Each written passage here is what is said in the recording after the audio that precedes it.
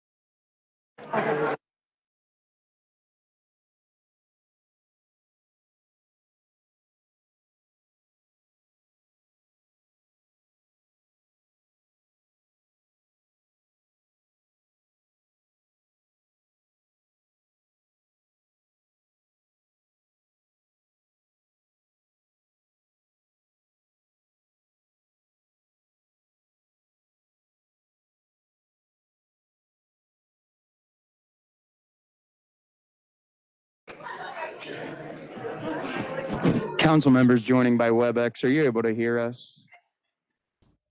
Can you hear me, Kevin? Yes, ma'am. Kevin, I can hear you.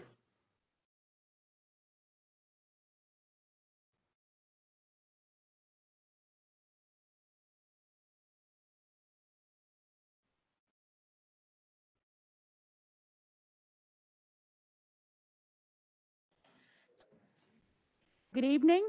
Welcome, everyone. I am calling the St. Louis County Council meeting to order Tuesday, October 5th, 2021. The hour is 6:30 p.m. Please join me in the Pledge of Allegiance.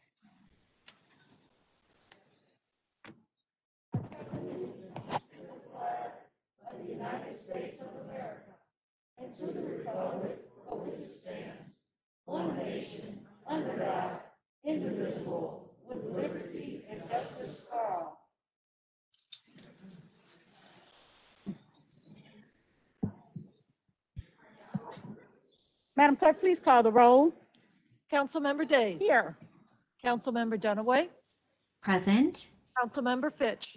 Here. Councilmember Webb. Present. Councilmember Clancy. Councilmember Tracus. Present. Councilmember Harder. Present. Madam Chair, you have a quorum. Thank you very much. The voting order this evening is A, Days, Dunaway, Fitch, Webb, Clancy, Tracus, and Harder. Is there a motion to approve the journal of the meeting of September 14th, 2021? So moved. Is there a second? Second. All in favor, please say aye. Aye. Those Aye. opposed, no. Motion carries. The September 14th, 2021 journal is approved. The journals of September 14th is approved. The journal of the 21st and the 28th of September have not yet been finalized. Councilwoman Webb. Thank you, Madam Chair. I make a motion to suspend the rules for the purposes of adopting and presenting a resolution honoring Sister Strut. Is there a second? Second. All in favor, please say aye. Aye. Those opposed, Aye. no. Motion carries. The rules are suspended. Councilwoman Webb. Thank you, Madam Clerk. Mr. Clerk, would you please read the resolution? Yes, ma'am. Resolution number 4 this evening, introduced by Council members Webb and Days. Resolution, whereas studies show that African American women are more likely to get breast cancer at a younger age and have a death rate from breast cancer that is twice that of Caucasian women of the same age. And whereas the 12th annual Sister Strut Breast Cancer Awareness Day was held October 2, 2021 in downtown St. Louis. And whereas Sister Strut is the largest walk of its kind in the nation with over 12,000 people in attendance. And whereas the goal of Sister Strut is to heighten awareness around the issue of breast cancer in women of color, as well as provide information on community resources. And whereas Sister Strut also recognizes the strength of survivors and their families and friends and promotes early detection and the search for a cure.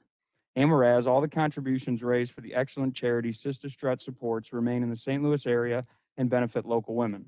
And whereas the St. Louis County Council recognizes BJ the DJ, the entire staff at iHeartMedia 100.3 The Beat, Magic 104.9, and Hallelujah 1600, along with Brown and Crouppen for their dedication to this important event that honors October as Breast Cancer Awareness Month with the annual Sister Strut 3K Breast Cancer Walk and 5K Run, which rewards the strength of survivors and friends. Now therefore be it resolved by the County Council of St. Louis County, Missouri as follows. Section 1, the County Council recognizes the many accomplishments of BJ the DJ and the entire staff at iHeartMedia as they celebrate 12 years of successful Sister Strut events. Section 2, the Administrative Director shall send a certified copy of this resolution to BJ the DJ and iHeartMedia as a permanent token of the council's esteem and admiration. Councilwoman Webb. Thank you, Mr. Clerk. Would I please have Mr. BJ, the DJ, and his guests join me at the front, please? Madam Chair, Going to move for we the need to adoption. adopt, yes. I move for the adoption of this resolution. Move for the adoption of resolution number 4. Is there a second? Second. Second. Roll call, please. Councilmember Days, Aye. Councilmember Dunaway, Aye. Councilmember Fitch, Aye. Councilmember Webb, Aye. Councilmember Clancy, Councilmember Tracus, Aye. Councilmember Harder. Aye. Madam Chair, on resolution number 4, there are 6 ayes and 1 absent. Motion adopted. Resolution number 4 is adopted. Thank you again, Madam Chair and my colleagues. Now we have Mr. BJ, the DJ, and his guests come forward.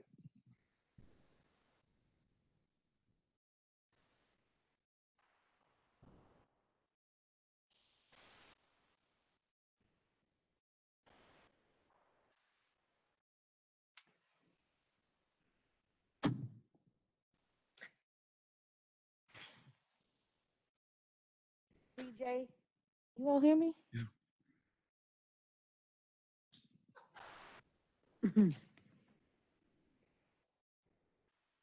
So, Mr. BJ, the DJ, and your guests, I want to personally thank both of you for dedicating your time and your efforts and your creativity to bring to our community the awareness, the patience, and the dedication to make sure that we are educated, that we know how breast cancer is impacting us, and that we find a way to contribute to research to better all of the efforts to find a cure to breast cancer. It means so much, and this is personal to me because I have been participating in Sister Strut for many years, and I have an aunt, her name is Ruth Sippian, who is a breast cancer survivor, and she's been on an attack again, but she survived again. And so every chance I get to honor your work, I will do so and continue to strive and do so much more in our community. Thank you. Would you like to say something? On behalf of iHeartMedia, myself, we thank the St. Louis County for this resolution. And one of the things that I do want to say, it is very important that all women get mammograms. And men, you have to get checked out too. In 2019, I had a scare. I had a lump on my chest, which my wife instructed me to go get a mammogram. I had to go get an ultrasound, biopsy, and it came back benign, and I didn't have breast cancer, but I did have to have the surgery to get it removed. So it's very important that this is the month of October, and it's time for, make sure that you get out, get your mammograms, do your self-checks, and everybody, we just trying to do everything we can to save lives. And I want to make sure I don't disrespect your wife, because for every strong Black man, there's a strong Black woman standing behind him. And Hallelujah. so I appreciate you all serving our community together. And now I present you on behalf of the Council of St. Louis County these resolutions. Thank you so much.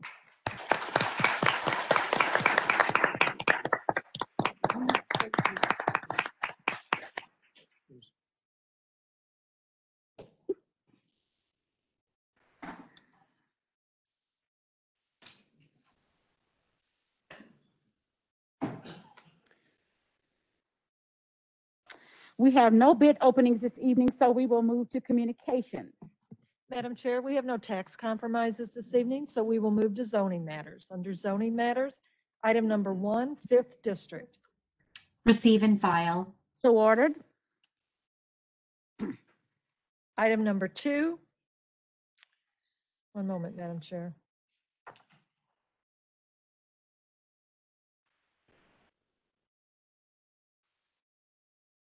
Sorry about that.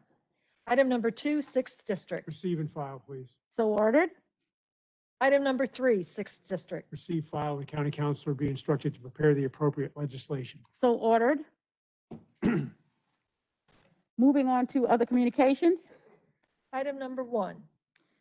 Receive and file, and that will be the order. Item number 2, 4th District. Receive and file. So ordered. Item number 3, 6th District. Receive and file, same motion for item number 4, please. So ordered. Item number 5, 6th District. Receive, file, and the subdivision plat be approved as requested. Is there a second? Second. All in favor, please say aye. Aye. Opposed, no. Motion carries. Item number 6, 4th District. Receive, file, and the agreement be approved as requested. Is there a second? Second. All in favor, please say aye. Aye. Those opposed, no. Motion carries. Item number 7, 7th District. Receive, file, and the agreement be approved as requested. Is there a second? Second. All in favor, please say aye. Aye. Those Aye. opposed, no. Motion carries. Item number 8, 7th District. Receive, file, and the agreement be approved as requested. Is there a second? Second. All in favor, please say aye. Aye. Those opposed, no. Motion carries. Item number 9. Receive, file, and the appropriation transfer be approved as requested. Is there a second? Second. All in favor, please say aye. Aye. Those opposed, no. Motion carries. Item number 10. Receive, file, and the appropriation transfer be approved as requested. Is there a second? Second. All in favor, please say aye. Aye. Those opposed, no. Motion carries. Item number 11. Receive, file, and the appropriation transfer be approved as requested. Is there a second? Second. All in favor, please say aye. Aye. Those opposed, no. Motion carries. Item number 12, 6th District. Receive, file, and the county councilor be instructed to prepare the appropriate legislation. So ordered. Item number 13, 2nd District. Receive, file, and the county councilor be directed to prepare the appropriate legislation. So Same motion ordered. through same motion through item 14. So ordered. Item number 15. Receive, file, and the county councilor be directed to prepare the appropriate legislation, and that will be the order. Item number 16, 7th District. Receive, file, and the county councilor be directed to prepare the appropriate legislation. So ordered. Item number 17. Receive, file, and the county councilor be directed to prepare the appropriate legislation. The same motion will apply to item number 18, and that will be the order. Item number 19. Receive and file, same motion for item number 20. Item number 21. Receive, file, and the appointment of Miss Alexia Monica Natasha be to the Youth Advisory Council be approved as recommended. Is there a second? Second. All in favor, please say aye. Aye. All opposed, no. Motion carries. The appointment of Miss Natasha is approved. Item number 22. Receive, file, and hold on the order of business and refer to the council as a committee of the whole. The same motion will apply to item number 23, and that will be the order. Moving to add-ons, Madam Chair, item number 1, 2nd and 4th Districts. Receive, file, and the county councilor be directed to prepare the appropriate legislation. So ordered. Item number 2, 4th District. Receive, file, and the county councilor be directed to prepare the appropriate legislation. So ordered. Item number 3, 5th and 2nd Districts. Receive, file, and the county councilor be directed to prepare the appropriate legislation. So ordered. Item number 4. Receive, file, and refer to the council as a committee of the whole, and that will be the order. Moving on to public forum. Please, before you come forward, make sure you tell us your name and your zip code for the record. And we will start with our first public guest. Our first speaker this evening, Madam Chair, is Zena Hackworth, followed by Elizabeth Cohen.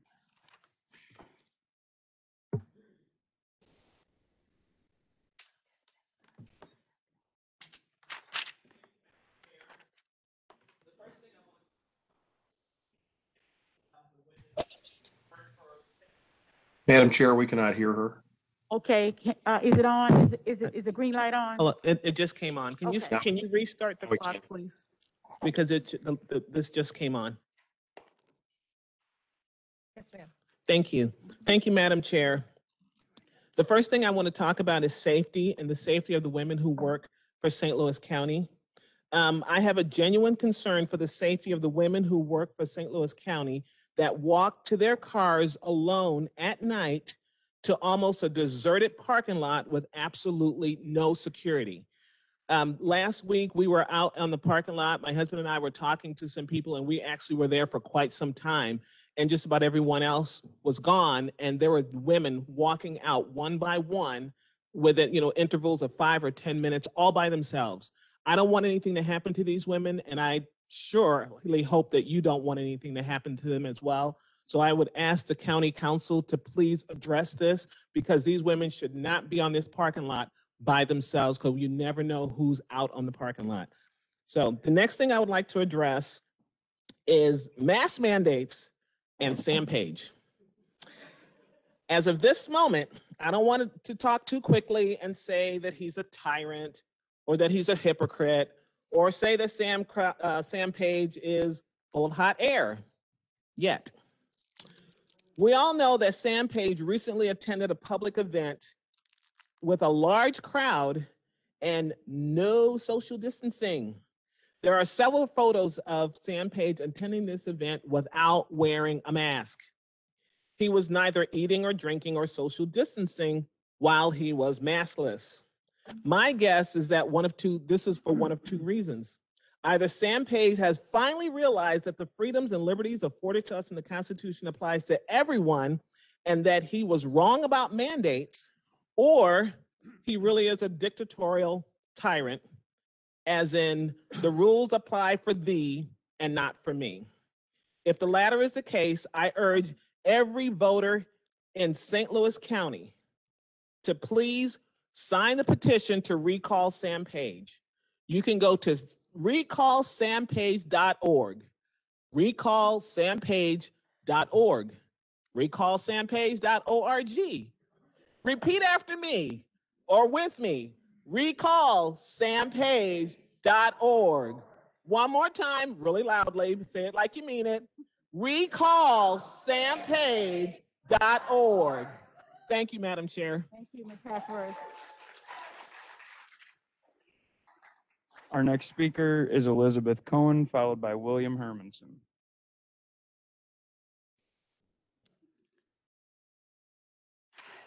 Elizabeth Cohen, 63005. A couple of weeks ago, members of the county council were quoted in a newspaper article saying that these patron comments were getting repetitive. Well, so is the weekly push for mask mandates and mandates in general. So if us standing here telling you how we feel is disrupting your lives, then good, that's the point. If these issues weren't disruptive to our lives, the same people wouldn't return week after week and listening to us as part of your job. That same article branded us as a group of activists. Surely you're aware that this is not an organized group sitting in front of you. Most of the people sitting in this room are people I have never seen outside this meeting. I never know who is going to be here, and I never know what they're going to say, thus the repetition. Perhaps the things that are repeated are the things you should pay most attention to, because numerous citizens have the same concern. I don't agree with everything that is said during these patron comments. I don't agree with some of the behavior in the meetings, but I completely understand the frustration behind all of them.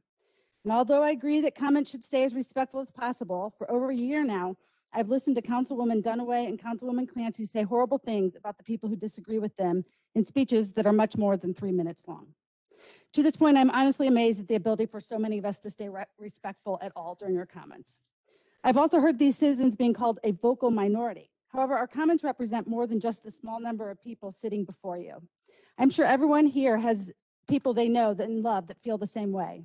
There are people who fear losing their job from speaking out in public about their concerns. I personally know someone who is aware of Khan's behavior outside of this environment and said he has made racist comments in many other situations in his life. This person told me the letter he wrote was not surprising, considering it emulated how he feels about a large part of the people he's been appointed to serve.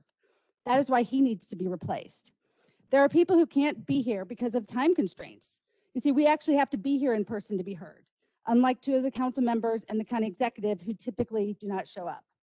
And don't get me started on the hypocrisy of Sam Page not feeling the need to wear a mask in large indoor gatherings over the weekend, as I will run out of time. I've stood before you time and time again, informing you of carefully researched facts instead of opinions. I spent many hours researching original sources so as to limit the bias introduced in my facts. I work diligently to make sure I can say everything in the 3 minutes we are allotted. Most of us who are here think that when you are faced with so many different points of view with your mandates, you will think twice about them. We assume you need to be reminded repeatedly because you don't seem to understand the tyrannical nature of your decisions. The definition of tyranny, according to the Merriam-Webster, is oppressive power, especially exerted by government. Do you want to be remembered as the next generation of oppressors? Thank you.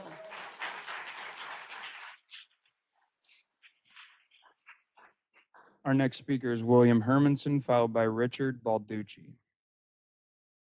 William Hermanson, 63011. Some of the acts of the council have caused us to awaken, and I've mentioned this before. We've done a lot of research, and we are aware of what's going on. And worldwide, what's going on is a war between good and evil. And it becomes a question for everyone as to which side they want to be on. We're talking about moral questions. It's far beyond politics. It's far beyond just public safety. It's now issues of what do you want our world to look like? We, the people, elected representatives. But you are part of we, the people. What is the community, the country that you want to be part of? We're in the same boat. Are you really thinking about what it's going to look like down the road based upon the decisions that you are making? These are not just temporary things. The studying that we have done has awakened us to a lot of things. We realize now that the United States government is just a corrupt corporation, and it is failing. Evil has a way of destroying itself, and that's what's occurring. It is coming down. We, the people, hope to be able to have some say in that, and some say in what the country is going to look like after this all comes down on our ears. But you are part of we, the people. We want you with us on our side, not against us. It is good and evil. Which side are you on? Thank you, Mr. Hermanson.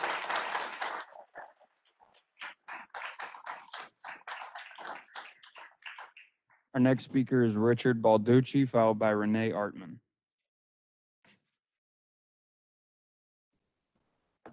Well, now things are so messed up that I have to get involved. Richard Balducci, 63146. Operators are standing by.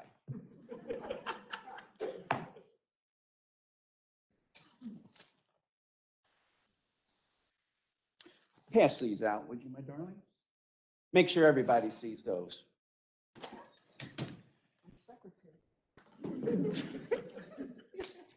The clock starts now.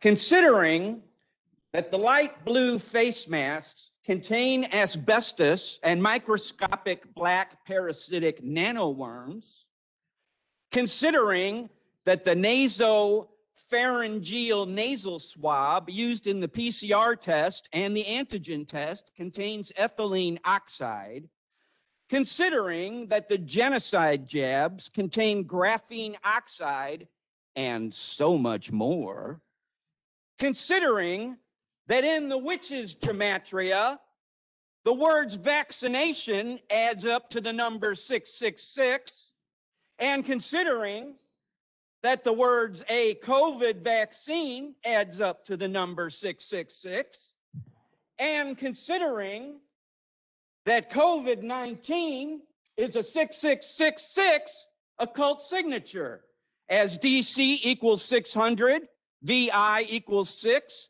add the 1 to the 0 to make another 6, and invert the 9 to make a fourth 6.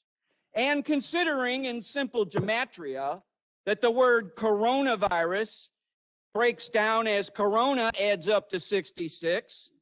VI, the first two letters in virus, are the Roman numeral for 6. And RUS in the Latin language means to the country. So coronavirus means 666 to the country. And considering that the United States Congress paid Charles L'Enfant the sum of $666.66 to design Washington, D.C., and considering that the first U.S. national monument is the Devil's Tower, and considering that the first president of the United States, George Washington, was sworn in on the witches' Sabbath, April 30th, 1789, deductive reasoning tells us that there are 3 types of people on this council. There are the naive and the duped who blindly follow orders. There are the Freemasons who are following the orders of their most worshipful master.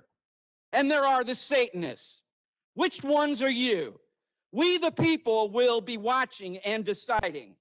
Because on August 27, 2025, the United Madam States will Chair, be that is exactly 3 minutes. 13,000 weeks old. Get this fixed before that date. End of transmission.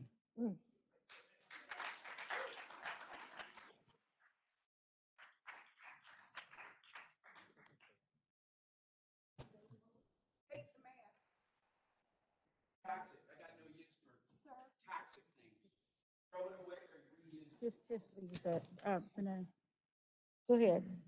Our next speaker is Renee Artman.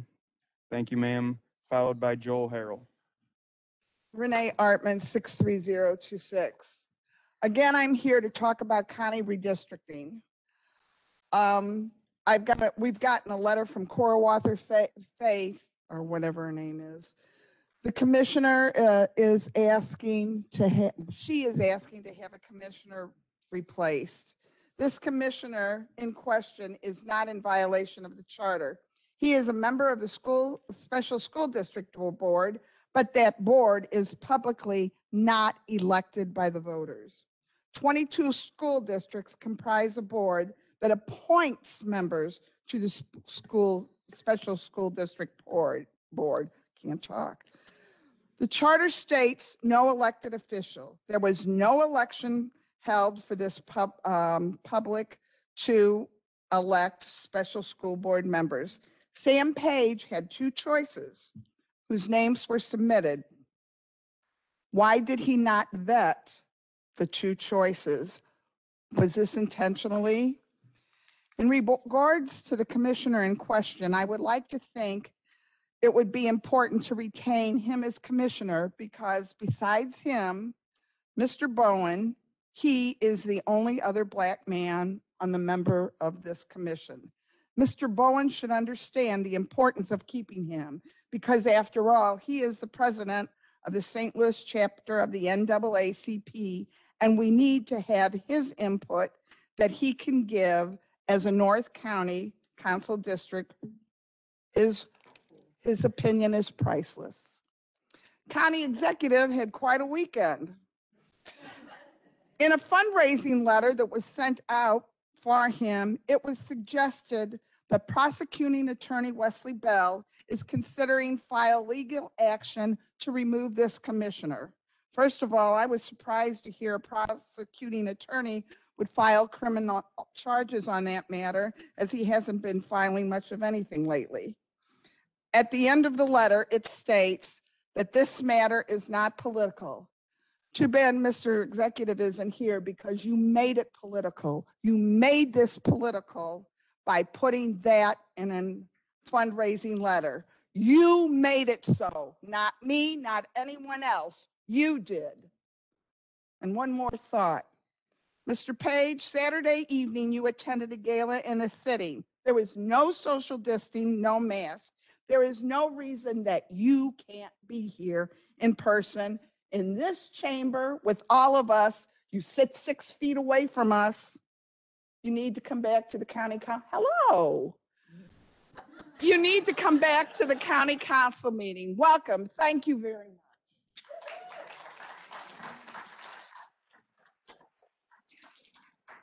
Our next speaker is Joel Harrell, followed by Kelly Benavides.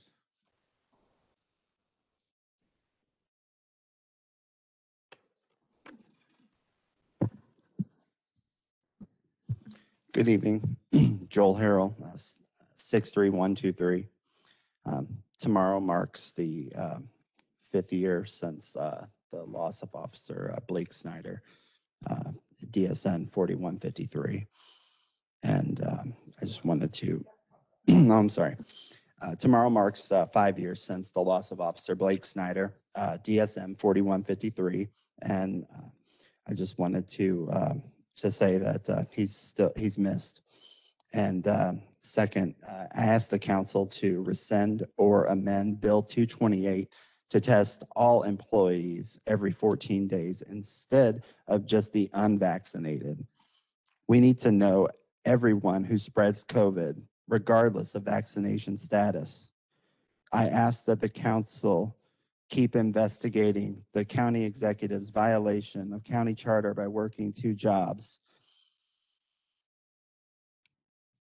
Council, what the county executive and acting director of public health are doing are dangerous. They issue orders without consulting members of the council and ignore state law.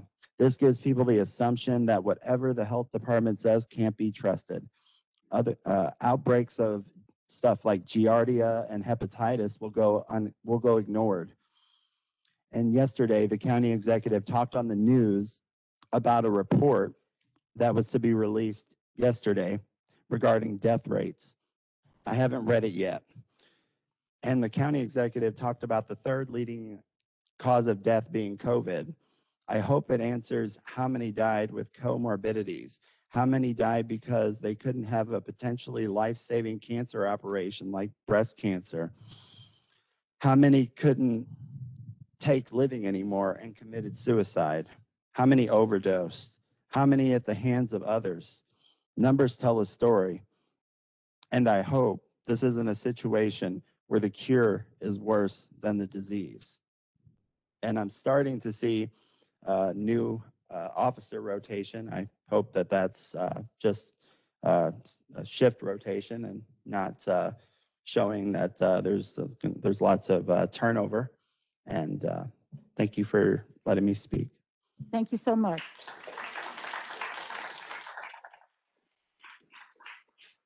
Next speaker is Kelly Benavides, followed by David Robertson. My name is Kelly Benavides, 63125. Again, I'm going to give you some more numbers because numbers are my friend. And I have a master's in public health related field, community health promotion, so I know what I'm talking about. All right. Last week, I told you that the number of adverse reactions are 752,803. Number of life-threatening events, 16,874. Number of hospitalizations, 71,036. Number of deaths, 15,937. Number of permanent disabilities after vaccination, 22,342. Number of office visits, 117,837. Number of emergency room department visits, 85,321. And number of birth defects after the vaccination, 504. And yet again, this is only 1 to 10%. And we're just gonna act like it's 10% of the reported. So if it is only 10% of the reported, the number of deaths from this virus are 150,937 deaths. Now, I also got, this is from VAERS, so this is a reputable source. It is comparing the flu vaccination and COVID. Now, out of the number of vaccines, it's 160,447,642 flu vaccinations. There are 31 deaths, which means the risk of death for flu vaccine is 1 in 5,401,537. Now for COVID, oh, this is great. 167,733,972 people and there are 5,408 deaths, which means there are 1 in 31,015 deaths per capita. So the risk of dying from COVID vaccine is 174.2 greater times than the flu vaccine. Also, the vaccine, the flu, again, I told you the number, 167,447,642. The number of adverse reactions, 9,674. For COVID, 499,215. The risk of adverse reaction in flu is 1 in 17,309. The risk of COVID adverse reaction, 1 in 336. Take that. I think you need to please man up. You too, you God people. Please Madam find it in Chair, your that's heart 3 to minutes. fight this and be Thank on our you. side.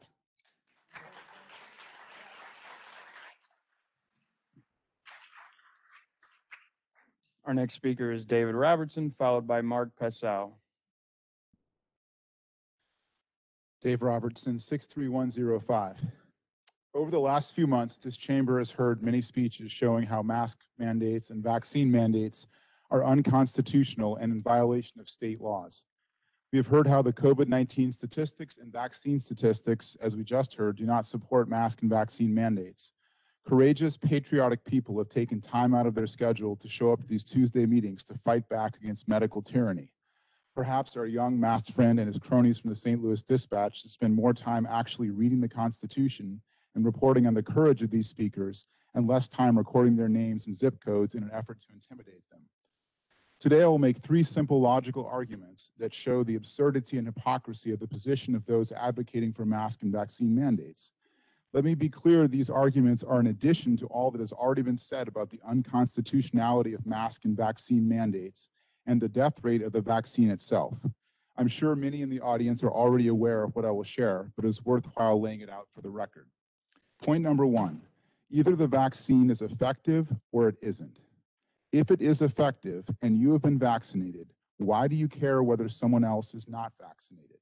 Why do you hide out in your houses night after night and refuse to show your face here? If you are vaccinated, then you are safe, right?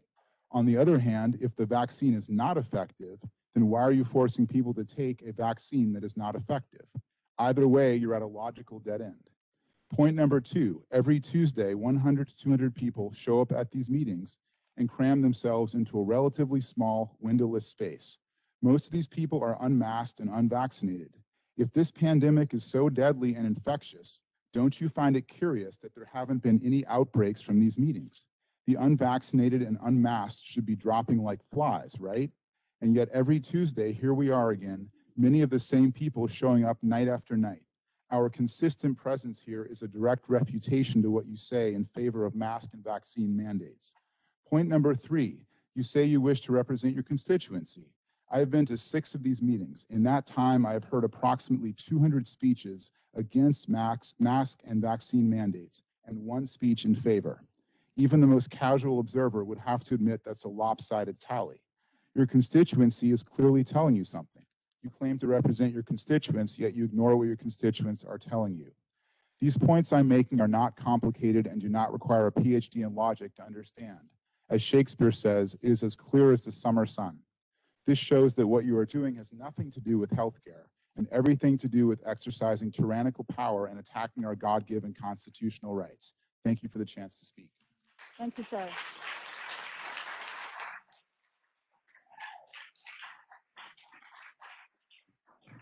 Our next speaker is Mark Passau, followed by David Usher. Mark Passo, 63122. The one-size-fits-all mask mandate that Sam Page and his aider and abettor, Faisal Khan, are maniacally focused upon does not allow for any exceptions or exemptions. You must wear a mask indoors no matter what. If you have asthma, you must further suffocate yourself. Emphysema, same. High blood pressure, too bad. Anxiety and claustrophobic issues, take a slow boat to Sweden, why don't you? Everyone must wear the mask indoors, even, and this is my favorite, even if you've been shot up with the safe and the effective. Perhaps a new marketing slogan is in order: safe and effective once upon a time. However, there does seem to be one condition that qualifies for exemption. People that suffer from the condition of agoraphobia need not affix the mask. Agoraphobia, the psychosis that renders people unable to leave their houses, that incapacitates them from entering into association with the public, these victims alone are exempt from the mask mandates. Unfortunately, there seems to be no current vaccine for agoraphobia. Agoraphobia, if not treated, can come to completely take over and redefine a life that was once sane, if not effective. Agoraphobes have been known to be marked by facial expressions that remain almost catatonically free from human expression. It follows that those who suffer from agoraphobia often see their grasp on reality begin to unravel and delusions of their own making take an even firmer root.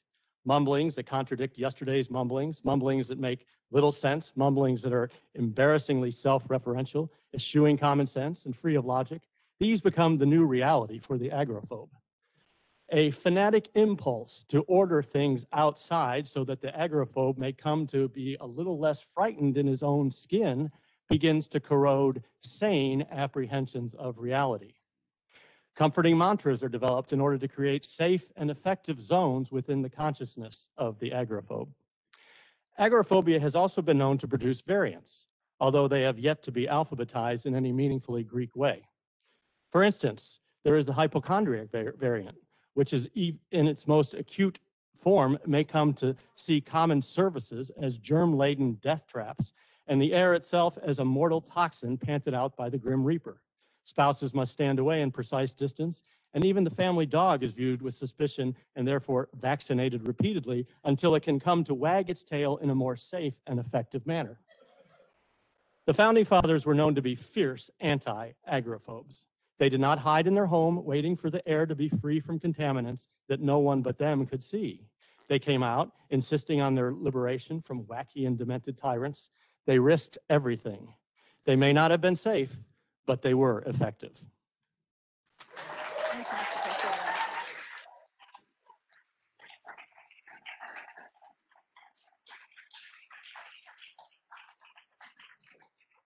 Our next speaker is David Usher, followed by Kate Stratton.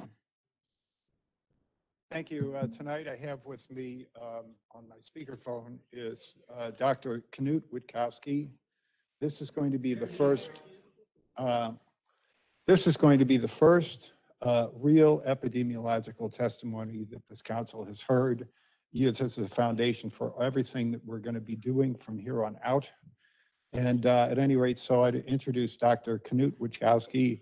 Mr. Usher, let me just ask Yep. you this. Is he available to speak? This is your time.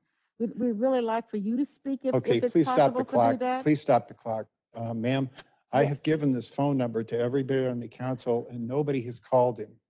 If nobody in the council is going to call one of the top epidemiologists in the country to find out what they're voting on, then I'm going to put it up in public so that the council has put on notice as to what we should be doing. All right. So please restart the We will timer do that. because We will I'm do not that. going to But waste my time. This is basically for your time. I have sent emails to this, multiple And you probably emails. have. I'm not doubting that, sir. I'm Okay. just saying that All this right. is, we would like for you This to is speak. so very it's your important. time. So We're talking go life ahead. and death here. Three minutes, please. Yeah, Let's please go. restart. Thank you very much, You're Madam quite Chair. welcome. Madam Chair, so my name's Dave Usher, 63146.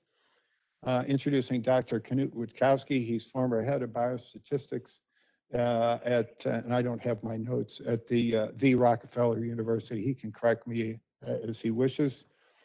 At any rate, so he is an expert and capable of being expert testimony in any court case. So I prepared some questions which he's going to answer. The first one is, do lockdowns prevent infections and deaths? No. First, an epidemic stops when infectious people can't meet enough people who are still not immune for the virus to spread. This is what's called herd immunity. Lockdowns flatten the curve. Infections are delayed but not prevented. This increases the risk of resistant viruses evolving and creating more epidemics. Everybody doing the same thing deprives the vulnerable of having an advantage from separating themselves.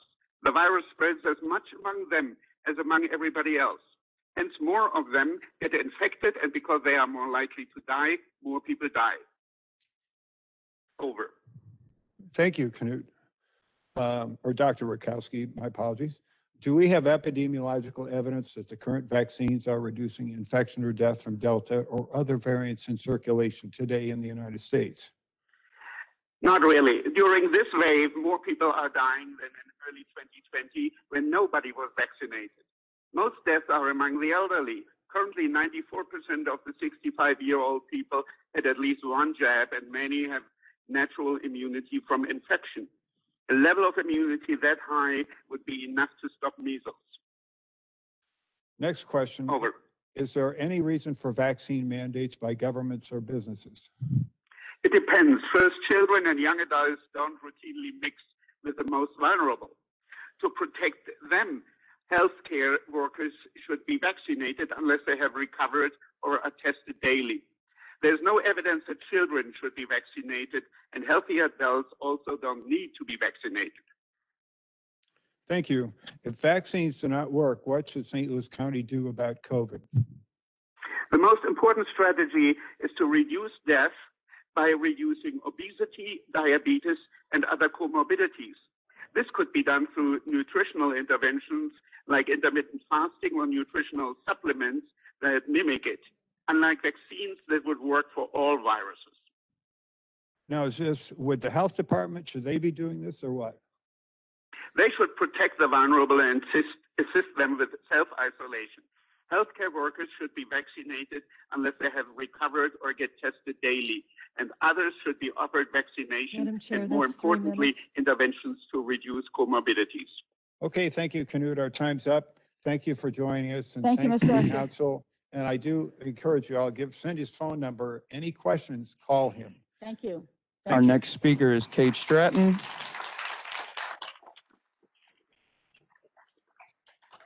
Kate Stratton, followed by Deb Matush. Hello, my name is Kate Stratton. My zip code is 63128. I want to believe everyone here wants to do the right thing to protect St. Louis County citizens. The problem is on how we are going about protecting everyone. Are we using actual scientific data? Are we making decisions based on fear? I feel that the majority of this council is acting out of fear. In the early 1990s, PCR came into popular use, and Dr. Carrie Mullis was awarded the Nobel Prize for it in 1993.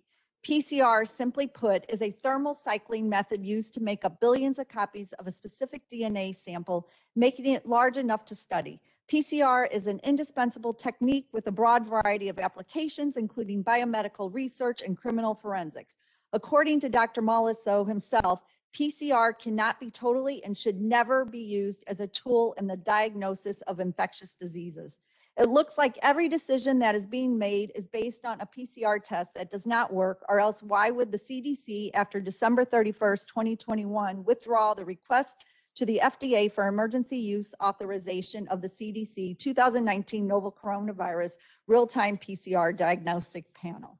To quote another doctor, Dr. Kevin Stillman of Orange County, on the COVID shot, it is the innate immune system that protects you from infection by using dendritic cells, T cells, and natural killer cells without antibodies ever becoming involved. The shot has one goal, and that goal is to make antibodies. These antibodies circulate inside of you and cannot prevent an infection. They can only react to something that has already gotten inside of you. They cannot keep something out. The shot decreases the ability of your innate immune system to keep viruses out by 60%. The shot that the council is forcing county employees to get or go through weekly testing or even lose their job gives absolutely no protection against infection. The people who have gotten the COVID shots are getting sick, then why are you only making people without the shot get tested weekly with a PCR test that doesn't work? If you're trying to protect the county workforce, it only makes sense to me that every worker gets tested weekly, whether they receive the COVID shot or not. Why are you making it harder on people who have made the best choice for their body and immune system? If someone is protected from COVID from the shot, then why does it matter if someone gets the COVID shot or not? Again, mandating shots and testing people makes no sense. Look at the hundreds, maybe thousands of people getting let go from the medical field. They were the heroes of this pandemic 6 months ago and survived working among the patients with COVID. Now they are not heroes. The COVID shot that is being administered is on what is called an emergency use authorization. It is not FDA approved. The FDA approved a biological license application for a product called Comirnaty, which is not available in the United States. The application was approved, not the shot. So by law, you cannot force people to take the shot without informed consent and without animal trials to prove safety. If you voted Madam for the Chair, COVID that's 3 shot minutes. mandate, you have violated the US Constitution and the Nuremberg Code. Thank you very much.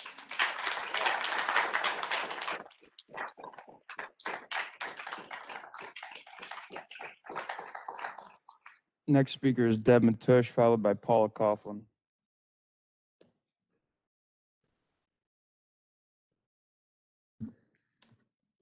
I'm Deb Matush, 63122. The thing that I am touched here and lately and ongoingly is about corruption. Corruption in St. Louis County, and here's why. 2 weeks before the election, Sam Page was polling at about 39%. Suddenly, after the November 3rd election, he won 66% of the vote. Now, I could get behind 10 points, I could get behind 15 points, but to almost double your vote, something doesn't smell right there to me. And then, combined with that, about 2 weeks before the election, this council approved 2.2 million, a grant for 2.2 million from the Center for Tech and Civic Life. Those funds come from Mark Zuckerberg. So the thrust of that, my understanding, and I certainly could be corrected, but the thrust of that is that that was to help with ballot drop boxes and to help with poll workers and to help the ballot drop boxes get the ballots from here to there. So if that's the case, then I got to thinking, well, what kind of voting machines are we on? Because, you know, we've all heard the name Dominion, Dominion, Dominion, right? Well, I called St. Louis County and I asked, what voting machines are we on? They said, Hart InterCivic. They're manufactured in the state of Texas. I said, okay. So I get on the website and I look up Hart InterCivic. It looks all good and fine and dandy. And then I do a little further research. Well, Hart InterCivic was bought out by Dominion Machines. And I think, well, now that's an interesting little tidbit, right? Well, then all of a sudden, after all the mask mandate push, well, then we got onto the vax mandates. These poor county workers, they really sounded like they don't really have a choice. So then I got to thinking, why? Well, what is the common denominator here? Well, Pfizer's in town. Do people know that Pfizer has locations in town? Okay, well, they got 2 locations. Let me tell you, when you get on their website, this is what it says. The Pfizer St. Louis laboratories are focused in the area of biotherapeutics and vaccine development. They prepare biologic protein molecules. And I just wonder, does that have to do with the spike proteins that we know about? I don't know. I couldn't find any information. Therapies and vaccines for clinical trials. Biologics and vaccines for phase 1 and phase 2 clinical trials. Additionally, they develop phase 3 commercial processes. At this point in the game, don't you guys think we should be having some sort of data come from them on their phase 1, phase 2 trials? Because as of yet, I've heard nothing. And my understanding is that those phase 2 and 1 clinical trials aren't even going to be done until the year 2022 or 2023. So why in the dickens are we pushing this stuff? I for the life of me, can't figure that out. And then I had some difficulty with the... Madam Chair, that's 3 minutes. I just want to say one more thing, and that is, Ms. Dunaway, I am completely deplored by the fact that you would swear in on a Dr. Seuss book. I said, I think that speaks to your character. You represent me. I am in your district. I find that very dishonorable and disrespectful. If you don't want to put your hand on the Bible, hey, I'm okay with that. So be it. But at least do the Constitution of either the state of Missouri or the United States of America. Thank you, Ms. Matush.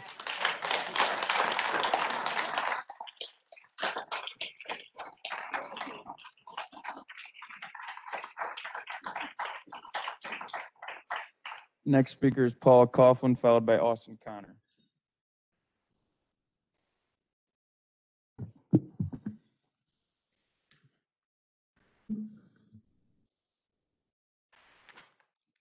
Paula Coughlin, 63124.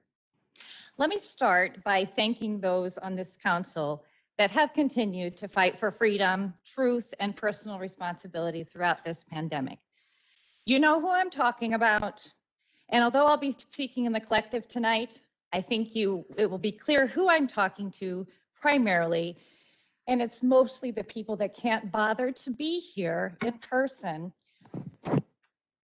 I'm here to address Mr. Page's second, third, fourth, I've lost track, effort to mandate mask wearing for St. Louis County. Masks do not prevent the transmission of COVID. That is settled science. I have here a document prepared by LifeSite News that is titled 47 Studies Confirming the Ineffectiveness of Masks for COVID and 32 more confirming the negative health effects of masks. I will leave this with you so that you can review these studies and their conclusions. This is science, real science.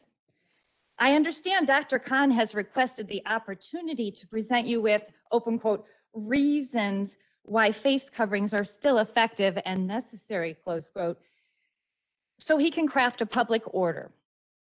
The masks were never effective or necessary, and his reasons or opinions will not change that. These are the studies. You do not have to give him an audience. These masks that we've all been wearing for 18 months now decrease the amount of oxygen in our lung tissue. We now know that this virus uses something called a furin cleavage site to merge with our lung tissue and cause infection. And it works better, meaning worse, with decreased oxygen. And peer-reviewed research shows that wearing a mask increases the chances of developing an upper respiratory infection 13 times more than a person not wearing a mask. The masks do not help, and they do cause harm. So if you support Page and Khan's mask mandate, you are literally voting for more illness and more infection for your constituents. And we're not naive. We know it's not just a mask, like everybody likes to say. It's masks today. It's vaccine mandates tomorrow. It's vaccine passports. Show me your papers in a month. You must not support this. You represent us, you work for us, and we are telling you overwhelmingly that we do not want this. For 20 months now, hundreds and hundreds of St. Louis County residents have written in or spoken live berating this council and rejecting the illegal tunnel vision decisions you have made in response to this pandemic. Are you tired of it? We are. So how about this? How about you stop your unconstitutional overreach and we'll stop telling you how you're failing St. Louis County.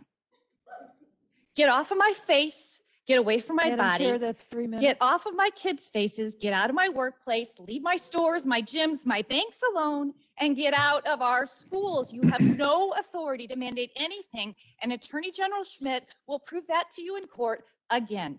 But Thank you could you so save much. this is Thank my you. last Thank- sentence. You could thank save you so yourself much. all the time and energy, tax-funded attorney's fees by refusing Page and Dr. Khan tonight. Thank you. so much.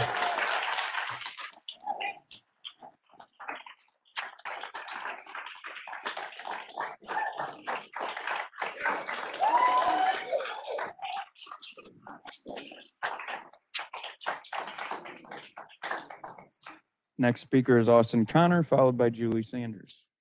Austin, 63026. I know I've been here a lot. I know some of you want to hear from different voices. I know I've been here a lot, and I know some of you want to hear from different voices, and I want to hear from them too. I want an open dialogue.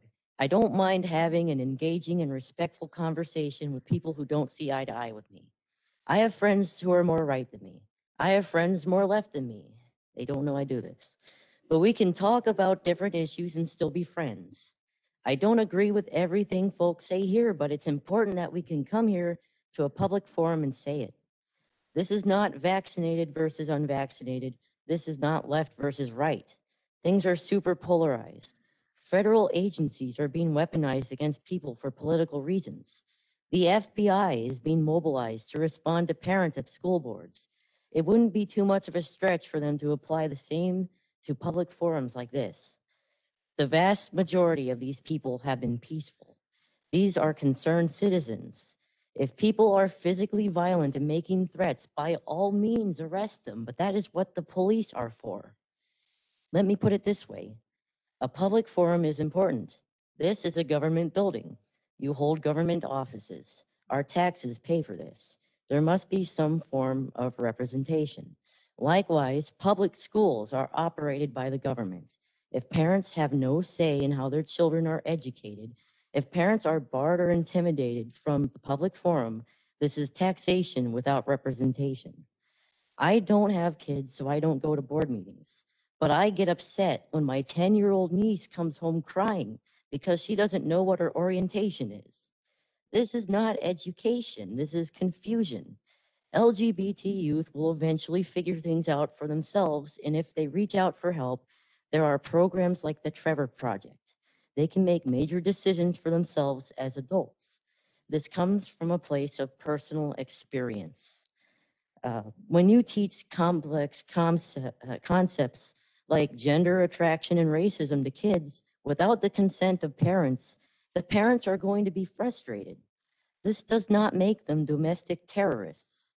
Parents deserve a say in their children's education, and we deserve a say in our government. If federal agents get unnecessarily involved in our public forums here, I hope you oppose them. Thank you. Thank you, Austin.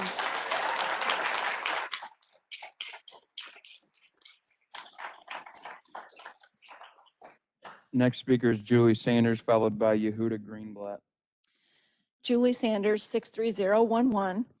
I didn't really write anything down, so thank you for the opportunity, and we'll see where it goes. I have studies, I have reason, I have logic, I have facts, but tonight I'm going to come to you with just common sense. If you come across someone who's unconscious on the ground, what do you do? CPR, what are the ABCs of CPR? Airway, breathing, circulation. That is the foundation for the existence of life, is getting oxygen into the body and to the cells. This is not rocket science. We have to be able to breathe fresh air. On another note, any fear that you have, any strong desire to keep everyone safe has to be held within the bounds of not violating our personal sovereignty, our bodily integrity, or our personal conscience. That is over the line. And finally, I would just like to leave you with this. I'm going to be the little kid in the play. The emperor has no mask. We all saw it.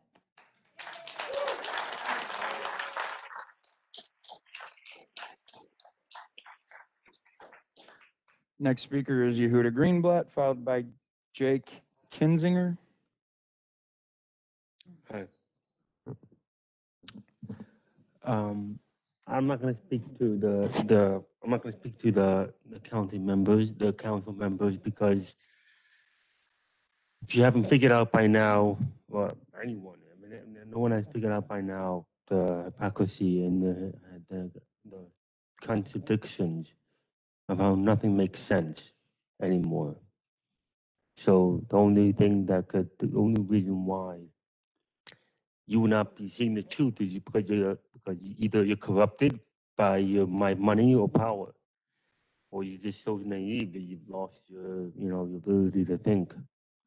All of the glaring, obvious hypocrisy and contradictions, it's just mind-boggling. It's unbelievable. I just want to speak on behalf of the hearing impaired in the county. The hearing impaired, I was at work today, and my coworker, few coworkers, but my coworker that I work closest with, wearing a mask, and I couldn't hear him. I'm hearing impaired myself, and I can't hear him. I just can't, and he just doesn't remember to lower the mask and up below the mouth. And,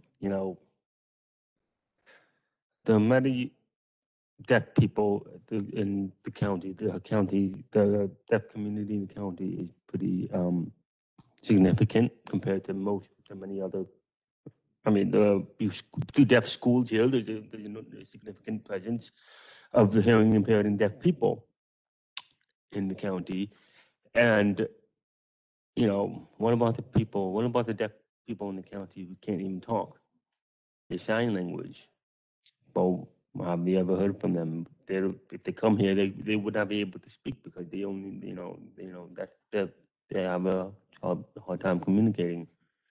So what about them? And I thought it's pretty obvious by now that everything is an illusion. Everything is an illusion, and it's not a war. It's not a struggle. It's not about a virus, a free medical virus. It's really a war about personal responsibility. Personal responsibility, and discerning what's good and what's not, what's evil, and that's the only thing that's really what it boils down to.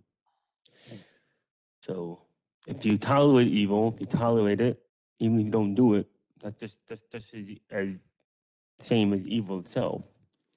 So it's really spiritual war, and it's what happened to people associated with COVID.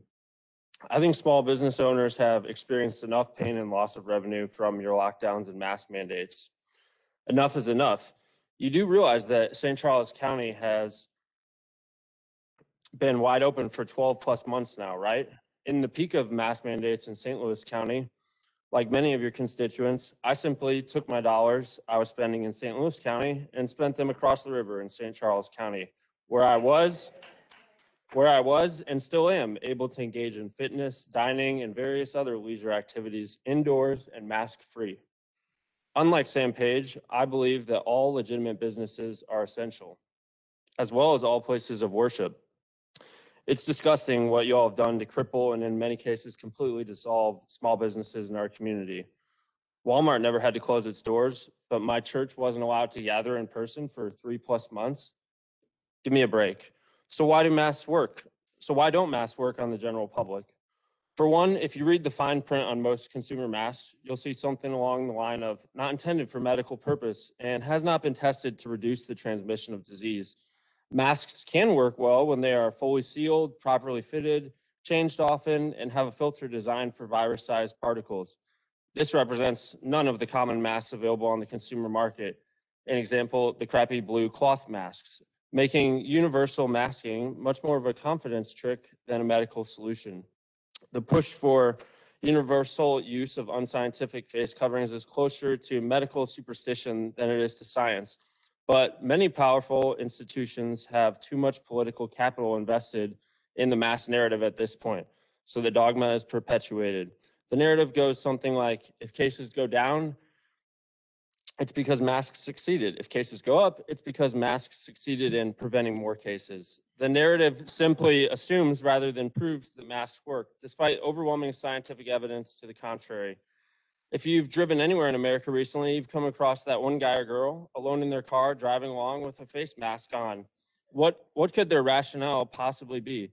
Perhaps they've come from or are going to a place where they need to wear one. Regardless of the reason, I support their right to mask up, alone in their car or wherever they please, as they should also support my right to breathe clean, fresh air and respectfully decline the offer to mask up. As far as the vaccine, why do so many vaxxed people remain fearful? Think about it. Everyone who's still afraid of COVID is fully vaxxed. It isn't inherent in human spirit to be terrified of things that pose such little risk for so much of the population. These irrational fears are manufactured. They're instilled by Chair, that's folks 3 like minutes. Fauci, Biden, and our local leaders like Sam Page. Thank you, Thank Mr. you. Kinzinger.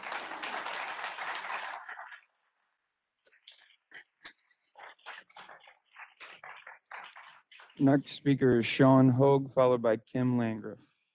Sean Haig, zip code 63033. My profession is a frontline healthcare worker for hospice. I sat here last Tuesday and 2 Tuesdays before that.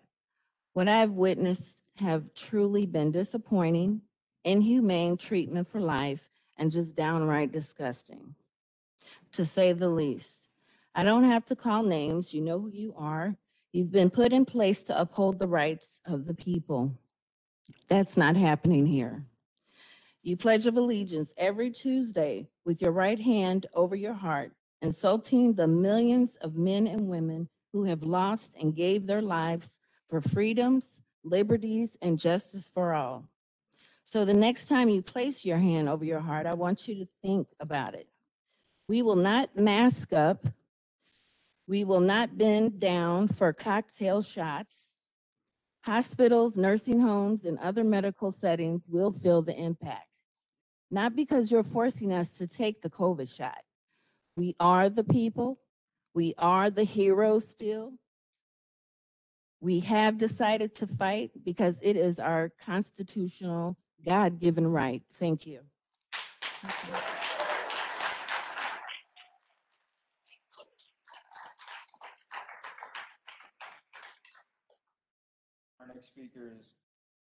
Our next speaker is Kim Langer, followed by Tom Sullivan.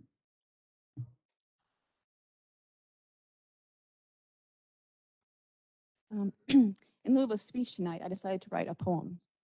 In lieu of a speech tonight, I decided to write a poem.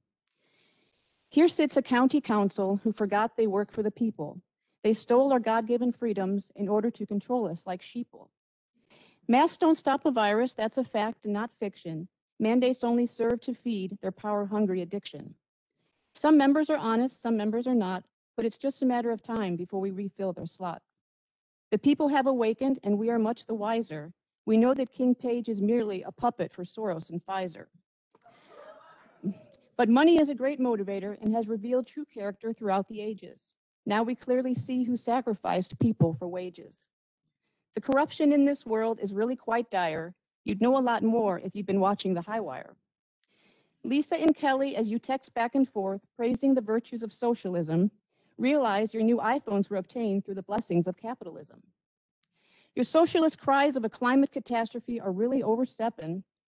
Try doing some research and look up what is a direct energy weapon. The women on this council will hang their heads in shame once they realize Page is using them as pawns in his game. You are waging war against the people by forcing them to comply, all the while knowing that injection could cause them harm and to die. Where there is risk, there must be choice. You rule through tyranny to stifle our voice. You're taking part in genocide, all of you who push those vials. You will all be held accountable, just like those in the Nuremberg trials. We've given you facts week after week. We've tried to warn and tried to reason, but the crimes you are committing are by far nothing short of treason. Thank you. Thank you.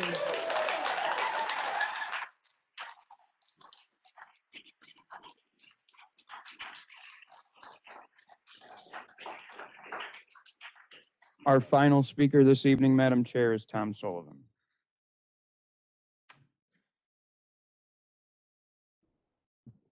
Tom Sullivan, 63130.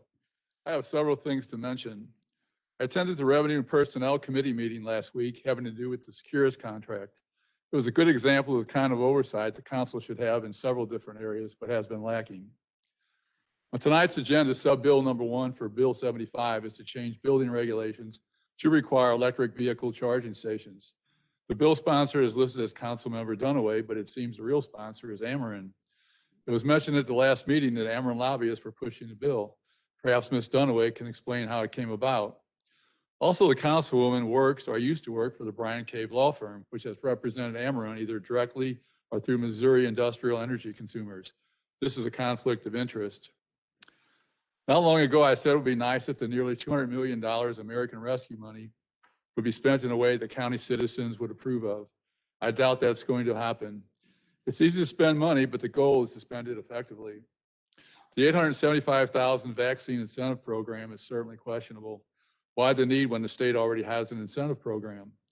Council approved $500,000 from an accounting firm to ensure the county will follow American Rescue Program guidelines. It is difficult to understand why this should cost so much. It doesn't seem the guidelines should be that difficult to follow. One thing that's been forgotten is that County Executive Page hired former Councilwoman Rochelle Walton Gray back in January at $88,000 a year and an additional person at $95,000 a year to lead the effort for vaccines in North County. What happened with this? Are the two still being paid? Also, a committee was named of various people in North County who were going to help with the effort. What exactly was accomplished, if anything? Also, there was some countywide economic recovery committee that was formed. What happened with that? Some other matters. What's going on with Jamestown Mall? The last was heard, requests for proposals were to be sent out to demolish the old mall. That was several months ago. What about the county animal shelter? I thought Dr. Khan was to announce the plans to transform it last summer. Haven't been heard from him. A few weeks ago, I mentioned a news story about a Chesterfield resident calling 911 and was put on hold. It was said this isn't unusual during certain times. It should be unusual. A dedicated sales tax for emergency communication is providing hundreds of millions of dollars. The council needs to know what's going on with this. Also, I think the council needs to know more about what's going on with the prosecuting attorney's budget. You also need to know more about some of the people who work there. In particular, Wesley Bell's chief of staff, Sam Alton. He is paid $130,000 a year. His wife also works in the office at $99,000 a year. It seems Mr. Alton could have 2 additional jobs. At a recent budget committee meeting, the question was raised and was fluffed off.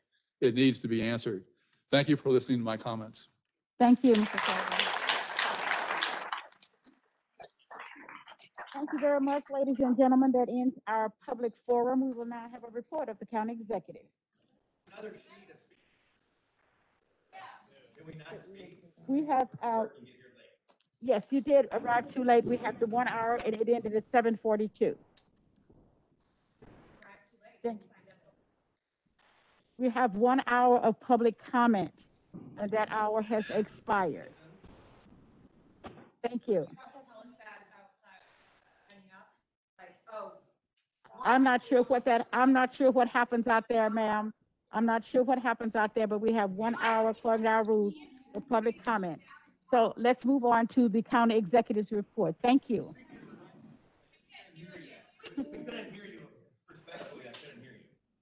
We're Good moving evening. on to the report of the county executive.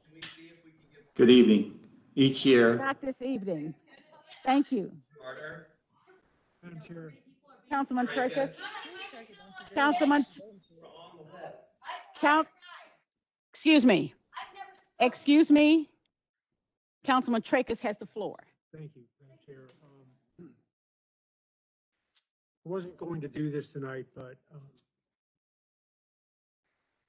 sometimes I just have to follow my conscience. I'm going to move that we expand the time for public forum by 30 minutes so that additional speakers can be heard. There's a motion on the floor. Second.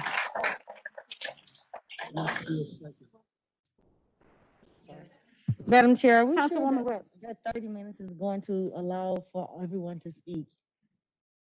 Can't understand her, ma'am. Oh, I said, due to the number of people remaining on the list, 30 minutes is not going to allow everyone to speak. And I'll change the motion and make it an additional hour. Um, My point is this. These folks have come here timely. They've signed the sheet. I know it's going to be repetitive to a degree, but there's some people clearly that have never come before, and it would be wrong to deny them the opportunity. So as much as I would like to go home as everybody else, nonetheless, these people certainly have exercised the privilege to come. I think we owe it to them to hear them. So I'll move that we expand public forum until 8:45. Second.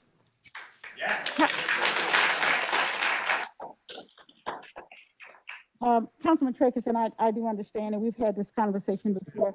At some particular point, we're going to have to go back to our rules. Our rules require us 1 hour of public comment, and we go back.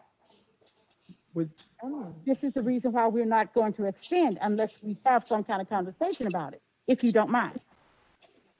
Thank you. And so I'm just saying that at some point, we have talked about this before, that at some point, we need to go back to the rules of this council. We have set the rules. And if you wanted to change the rules, I think we should have a conversation about doing that. And so we have had Councilwoman Webb, Councilwoman Clancy, and you were looking at those kinds of changes. I haven't received anything yet about that. So, Councilman Tracus, If yes. I may, Madam Chair, thank you. And perhaps the county councilor can shed light on it, but my understanding of the rules as they exist currently is that certainly you have the discretion as chair to expand the time, but I also believe the rules include the option for any member of the council to move to have the time expanded. That's what I've done. It's been seconded. I think we have to have a vote now. Perhaps We the have to county councilor can weigh in. And that's fine. She doesn't have to weigh in. I understand the rules, and I want to, at this point, have any discussion. We can have discussion on this if we have any. Very well. Thank you, Madam Any Chair. further discussion on this? Yes, Madam Chair. Councilwoman Webb. Because I think it is important what we say what we say and agree to, and then come out here and do something different. We listen, we hear you all, and then when we ask for you all to respect the quorum, some of you just get irate. And I witnessed it last week personally. And then you come and you say, extend our time, extend our time. When it's convenient for you, you want us to follow the rules. When it's not convenient for you, you want to get in an uproar. You got to understand, everybody. What's good for the gander is good for the goose. If you want to play by the rules, you have to play by the rules all the time. I'm just telling you, in all fairness, I'm not doing that today. I'm understanding that we're going to respect the rules, and I'm saying this before we go into the vote, because as soon as we disagree with you, you want to send us through the ringer. I'm good, and I understand your positions. I understand if you didn't get here in time to get on the list earlier. I'm sorry about that. You know what? That might be a good suggestion. I respect that, ma'am. I hear you, and I respect that. I respect that recommendation. I'm ready to vote. Okay, well, okay, let me just say this, and I do think that is an excellent suggestion. And so at next week time, the clerk is required to put only the number of people that we will have that will be fitting into this hour. And they will know that coming into the chamber, okay? And so you understand?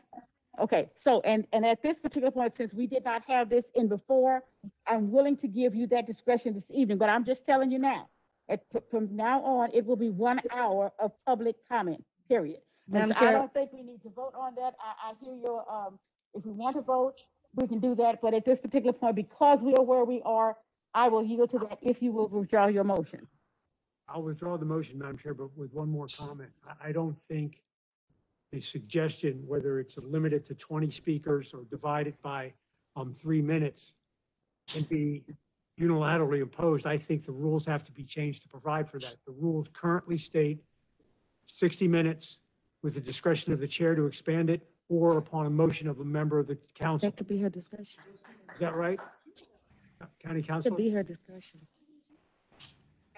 Yes. I have the rules. Rule number 5 states the chair may extend the period of time for making or presenting of such statements unless a majority of the members of the council present shall object to the such extension of time. There is reference to 60 minutes shall be set aside for members of the public to make statements or to present matters to the council during the public forum order of business. Very well. Then I don't have the right to make a motion. So Right, it's up but to you, I will Madam Chair. say that in deference to you, and because of that, I will do that. But I'm saying that that before, we will do the best we can to stay within well. that hour. All Thank you, right? Madam Chair. You're quite welcome. Madam Chair, I'm sorry. I just want us to be clear because like you said, when you cheer, when you clap, when you do the extra, it cuts down the time. I So can't, we just- Councilwoman Webb, I've said that before, and so if they want to cheer, that's fine, but the hour is the hour. Thank you. All right, Madam, Mr. Clerk? Our next speaker is Mike Moeller, followed by Nick Martin.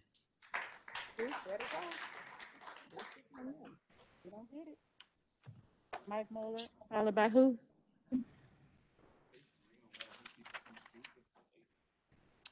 Mike Muller, 63126. This is an exciting time to be alive. How many people can say they've been this engaged in local politics at any point in their lives?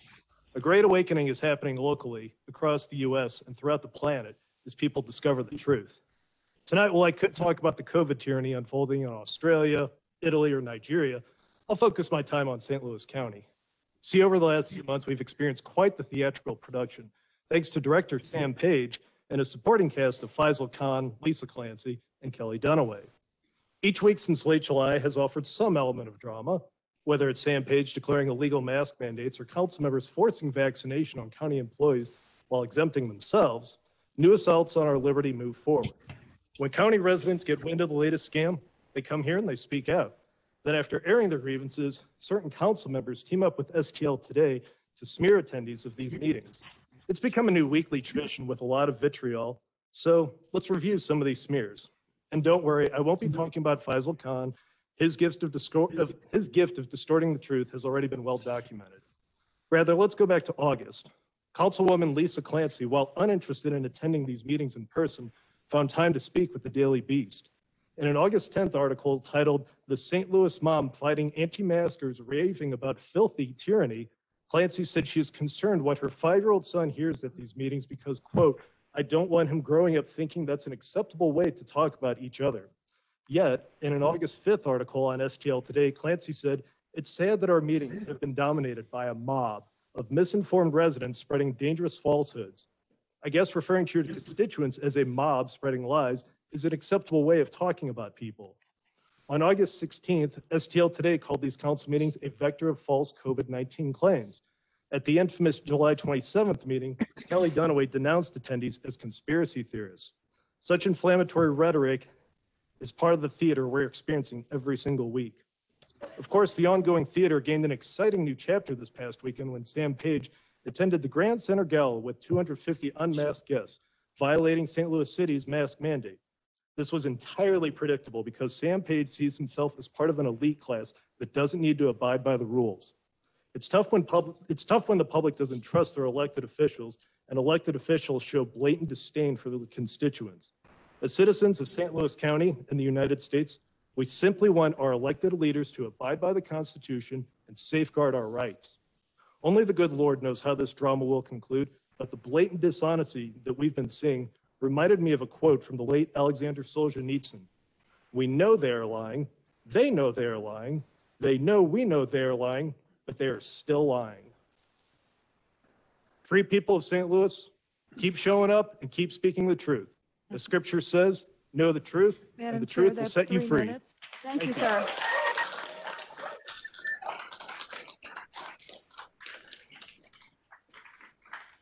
Next speaker is Nick Martin, followed by Robin Steele. Good evening, councilmen and women. Nick Martin, 63128. Thank you for allowing me to speak tonight. Thank you, Councilman Harder, Councilman Tracus, for really helping us tonight. Well, here we are again, 1 week into the new mask mandate. And what I've seen is simple. We the people, hell, even businesses that I've been into, are done and not abiding by it. Once again, it is not enforceable by any means. You expect business owners for I don't know how many times now to put signs back up and police county residents. This creates a negative impact on businesses in every direction. Next, let's talk about Dr. Page, who was seen this past weekend at the Grand Central Gala, unmasked, which he's already commented on. It was a tent, so outdoors, and wore his mask when coming and going. I call total bullcrap, but I'll give you that one. But did you also know that Dr. Page was at the First Responders Memorial Breakfast with 500 plus people at the Ritz-Carlton, an inside event, maskless? So I'm sorry, Dr. Page, do you get an exemption or something? You can go to social gatherings, but you can't be here today in person to hear from the people that elected you. Do as I say, but not as I do. It sounds like a Gavin Newsom's in the making, to be honest. If this man cared about health, he would be preaching about the benefits of exercise, eating nutrient-dense food, proper supplementation, along with promoting getting vaccinated. But let's be honest, exercise, eating healthy, and supplements don't make the county money. Right, Dr. Page? I said it last week, and I'll say it again. We all understand the risk and go along with COVID and accept the consequences of our actions. We do not need an unenforceable mandate put in place to make our lives and businesses worse. It's our choice and our freedom to choose what we think is best for our individual actions. Thank you. Thank you.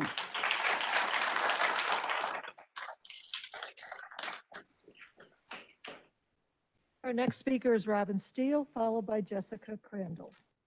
Hi, I'm Robin Steele, 63021. My border collie, Teddy, he was stabbed to death on September 7th, 2019, and I was informed that this horrible crime was a misdemeanor. However, through the power of the media and through Facebook, we got enough outrage expressed, and the St. Louis County Prosecuting Attorney's Office raised this misdemeanor to a felony. 2 years later, we still haven't gone to trial due to myriad reasons. And then last week, I received a call from attorney Craig Smith. He informed me that he was leaving the prosecuting attorney's office. He suggested that I make sure that Wesley Bell's office continued to treat this animal abuse case with the priority it needs so that we can get the laws changed in the state of Missouri. I think most of you on this council, I'm pretty sure, understand the passion of Missouri residents when it comes to animal abuse. I'm sorry Lisa's not here this evening. I did what Craig suggested, but I also did some research and I learned some difficult truths about Wesley Bell's office and the large number of felony cases that are sitting on the dockets right now. I also learned that in June of this year, Mr. Bell reached out to Sam Page requesting additional funds for attorneys for the office. I have two questions for this council. One, Craig Smith is a seasoned trial attorney and he's now no longer working for St. Louis County. Does anyone on this council know why there are so many attorneys leaving the St. Louis County Prosecuting Attorney's Office? Does anyone? Mr. Page, do you know? Secondly, given this mass exodus, does anyone on this council believe that Mr. Bell's office can properly support St. Louis County residents and victims of crime? Do you guys think this is possible? They have a lack of attorneys over there. I have the luxury of a superior network of people on my case. I made a half dozen phone calls last week and Mr. Bell's office was flooded with requests to make sure that my case gets proper attention. But I want to know what all of you are going to do to make sure that hundreds of other victims are getting the representation that they deserve in St. Louis County. Our dockets are full. Felony murders, felony rapes, I could go on and on. I want to know what you're going to do about it. I spoke to a reporter with the Post-Dispatch this morning and I shared my concerns. I was told my concerns would be investigated and I hope all of you, along with Wesley Bell, have adequate answers for St. Louis County residents and victims of crime. And because I don't want to feel left out from this evening, Sam Page, Madam I Chair, believe that's you're a 3 hypocrite. minutes. Thank you.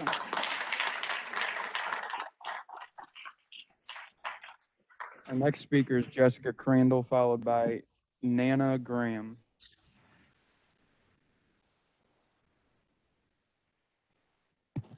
Hello, my name is Jessica Crandall. I'm 63122.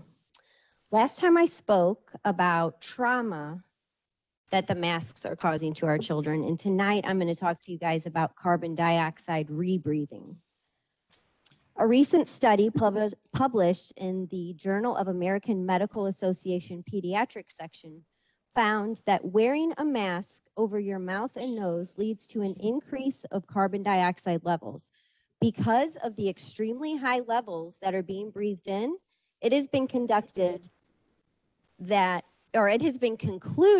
children should not be wearing masks.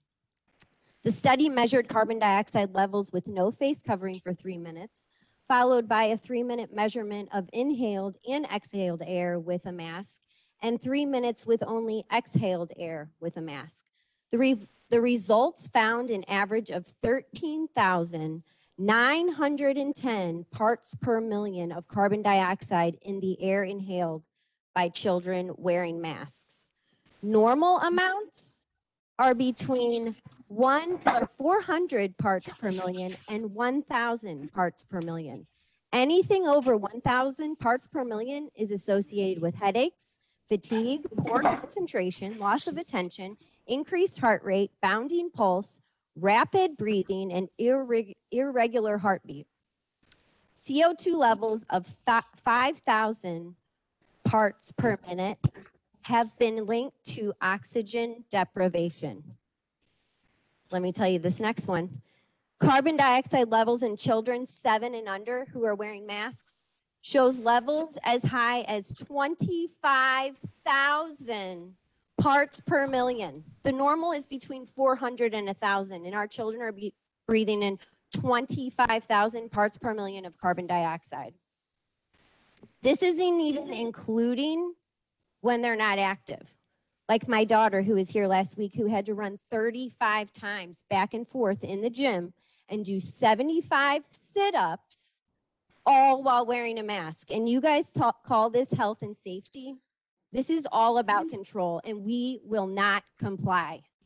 Thank you very much.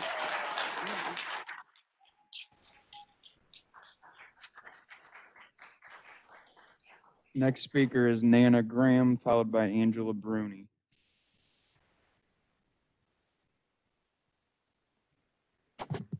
Hello, can Hello. everyone hear me? Yes, make sure you're talking to the mic. Hello, my name is Nana Ajaman Graham, 63133. I am here to read something that my father received. And he is a contractor for the St. Louis Public School System. And yes, we live in a county. If you do not get vaccinated, you will need to report to the Employee Relations Office and Human Resources at 801 North 11th Street on October 15th, 2021 for disciplinarian action up to and including termination. My father is a contractor, okay? And you guys, there's ideas. They cross over. St. Louis County, St. Louis Public, it doesn't matter. It's all over. It's contagious, right? He went and got the vaccine out of fear, okay, of losing his contract. He has been working with the St. Louis Public School System as a contractor for over 30 years. And he went and got it out of fear, which made me angry. When he got this, the Pfizer vaccine, it says, let me pull this up properly here. Under consent to vaccinate. I understand the benefits and risk of the vaccination as described. There's a lot of irony in this. I understand there may be risks to the vaccine that are not known at this time. That's it. No benefits, just risk. Next line down, they discuss death and who to report it to. That's the irony. Where are the benefits of this?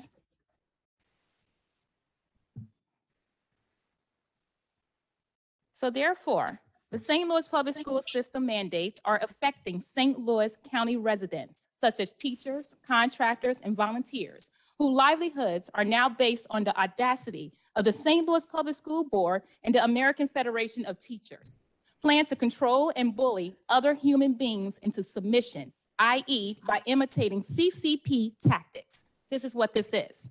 Both the school board and AFT have acted in coerced malice to force those who are uncomfortable to do something that is experimental and wildly unregulated. The only thing that needs to be mandated, vaxxed, and masked is tyranny. Therefore, I decided to put together a rally on October 15th. Everyone, if you haven't received one, please get one from me, to protect educators. No mandates, no masks, no vax passport rally.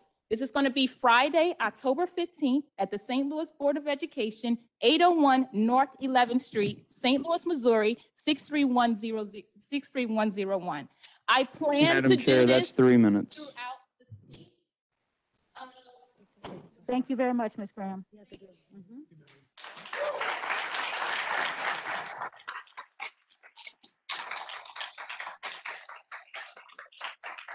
Our next speaker is Angela Bruni, followed by Peter Bruni. Angela Bruni, 63126. According to the CDC and the Preventing Chronic Disease Journal, the #1 risk factor for death from the virus is obesity. Other risk factors include, other risk factors for severe illness from the virus include diabetes and anxiety disorders. Shouldn't we be talking about this? The truth is, if an individual is metabolically unhealthy, they're going to do worse with any illness, even the common cold. There's a famous quote that says, the definition of insanity is doing the same thing over and over again and expecting a different outcome. Well, I think it's safe to say that the push for masking and vaccine mandates from this council fits that definition of insanity because clearly these things aren't working. If you really wanted to improve the health of citizens in the St. Louis County, we should be talking about actual steps that people can take to actually get their health under control. Instead of using millions of taxpayer dollars for the push of vaccine campaigns, think of how many actual individuals you could have helped in the St. Louis County community. Instead of living a life in fear, individuals are better off improving their overall health so their bodies are more resilient. You could have had a whole campaign around this. Encourage proper nutrition, including fresh organic fruits and vegetables, essential immune helping supplements, stress the importance of avoiding ultra-processed foods and products with toxic ingredients, partnering with some of the great companies in St. Louis County to host events motivating citizens to stay active, exercising, and getting sunshine daily, sponsored gym memberships to many of the wonderful fitness facilities in St. Louis County, encourage getting adequate amounts of sleep and proper hydration. The list goes on and on and on. You've had so many chances, so much time to dare to be different in how this pandemic has been handled. You do still have that chance, you know. You can flip the script. Truth and love over fear, unity over division, natural health over drugs, health and personal responsibility over quick fixes. Thank you. Thank you.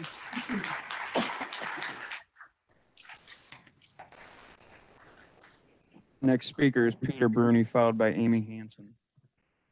Hi, my name is Peter Bruni, zip code 63126. Just to piggyback on what my wife was just saying about health, if you guys don't think that somebody can change their health in a couple months, my dad is in no way obese or anything like that, but just from him walking twice a day, and he changed it up so that he's carrying weights with him now. He's lost 25 pounds in the last 3 months. If he can do that, anybody can do that, and then that will help their health exponentially. So let me get to what I was going to talk about.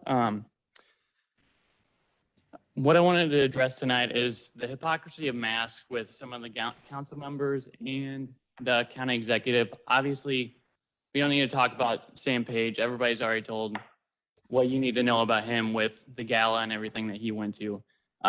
Ms. Days and Ms. Webb, I've seen you on multiple occasions, maybe I think it was the last couple of weeks, walk into this chamber without a mask on, and then you ended up putting one on later. I just think that if you're voting for a mandate for masks, then I should always see you with a mask no matter what and following the rules. Let's skip over Page. Like I said, the last thing I was going to talk about is I don't know where the bill that Councilman Fitch proposed about the county being liable with these vaccine mandates is. I know that it was brought up last week. I don't know if it's going to be voted on this week or if it's going to be passed over again. But if you oppose this and you voted to mandate the vaccine for county officials, what does that say about you? If you if you don't think that there's adverse effects and deaths due to this vaccine, then why would it be fine for the county to be liable if there were any? The last thing, I'm glad that we extended this because I haven't spoke up here ever before. So thank you for extending it. Also, I'm wondering why we aren't saying how many speakers we have each night. We haven't done that the last couple of weeks. And that's, I don't know. I think that's just so that we don't know how many people haven't been speaking or whatever, but I think that needs to be changed. And thank you. Thank you.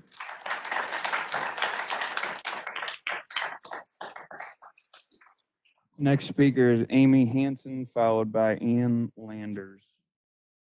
Hi, thank you. Amy Hanser, 63141. I'm nervous. I've never done this. I don't have anything formal. I'm kind of opinionated and brass, so I'm saying sorry ahead of time. If I don't mean to offend you, I just don't have that mechanism that stops me. I've always told my kids that sorry means nothing when you've already known you've done something wrong. And they still do it as adults. It drives me crazy. But this kind of goes for you all. When you make a decision, you know it's wrong. You should be ready to make your apologies. And there's lots of birds in the air now saying that they're fighting for spots on the news to start apologizing. Physicians, doctors. There's a website called https://t.me/COVID vaccine injuries. And it's heartbreaking I have a lot of time on my hands and I'm terrified for humanity. I'm terrified for my kids. I was never afraid of COVID, really. But I'm scared of vaxxed people from what I hear. I'm scared of them. I'm scared of the people that are wearing the mask and incubating all that bacteria and breathing in the same room. I'll French kiss someone with COVID, I swear. But the vaxxed people, I'm afraid of. I'm afraid of what I'm hearing. And I know I'm not a moron. I know I'm not listening to stupid people. And I've never been afraid. I'm the bravest person anybody's ever freaking known. And I just want to know where your souls are, because I know the devil can't take it all. I know. And I know money is appealing. But you go in that ground alone and you have to sit with yourself. There are people dying from this vax, the vax or whatever the hell it is. It's a poison. Wake up. Don't kill my beautiful children. I struggled so hard to make them good adults. Don't do this to people. What the heck are you thinking? I know there's a little bit of good because God always wins, and you find that good in you. Find it and think hard. You're holding only one part of the elephant. You are not seeing the rest of the picture. You have to look at it all. That's why we appointed you, to see the whole point of view. I'm sick of it. It's despicable. I hate the public. I think, oh my God, I even have terrible thoughts like, oh, hurry up and triple vax and get it over with. I get it, the population, because nobody freaking seems to listen to anybody else. And if anybody else speaks, it's an attack. So nobody's speaking. I'm sorry to get upset, but I lost 6 people due to addiction in 2020. Madam Chair, that's 3 That's it. minutes. That's the real pandemic. Thank you so much.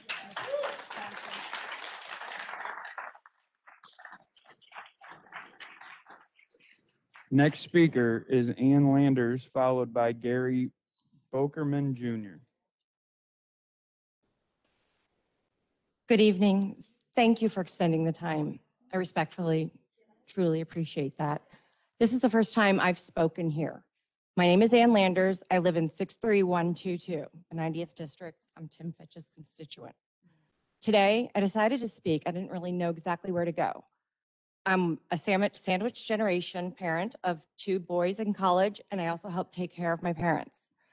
I've been so proud of my mother recently for getting hearing aids, which is an integral part for keeping dementia and Alzheimer's at bay, is being able to hear and having your brain process it. She won't wear her hearing aids when she has to wear a mask. And that breaks my heart because she's missing things. My father's dealing with Alzheimer's and we're trying to help him. This is just getting worse. So it's not just about kids, but I'm also worried about the seniors. But today I went straight to a source to get some research for my little speech. So I went to sampage.com and I found a page with 3 points. The first one was honesty. It says, Dr. Page believes that government must be run with integrity, and restoring integrity to your county government is his highest priority. I looked up for synonyms for integrity, moral soundness. I think that's lacking. The second point was transparency, and it reads, Sam is committed to open government. You deserve to know how St. Louis County government is working for you. I've been coming to these meetings and I don't see how it's working. I see him at a benefit on Saturday night. I see him at a benefit in Clayton on Sunday. I'm wondering why my mother couldn't go to stages and get in because she didn't bring her vaccination card. And she couldn't understand half of what was going on because they were all wearing their masks anyway. Why can't my mom go to the theater? She was so excited. That's also another important part of people getting older and dementia, is being able to socialize. So the third thing that I found was accountability. And it reads, Dr. Sam has been a watchdog on the county council. He believes our tax dollars need to be spent improving the lives of St. Louis County residents, not lining the pockets of donors or lobbyists. Accountability, responsibility to someone or for some activity, answerability, allegiance, onus. I don't understand it. And at the bottom of the page, I found a quote from Sam Page himself saying, I stand for transparency in government. Without it, we cannot govern honestly.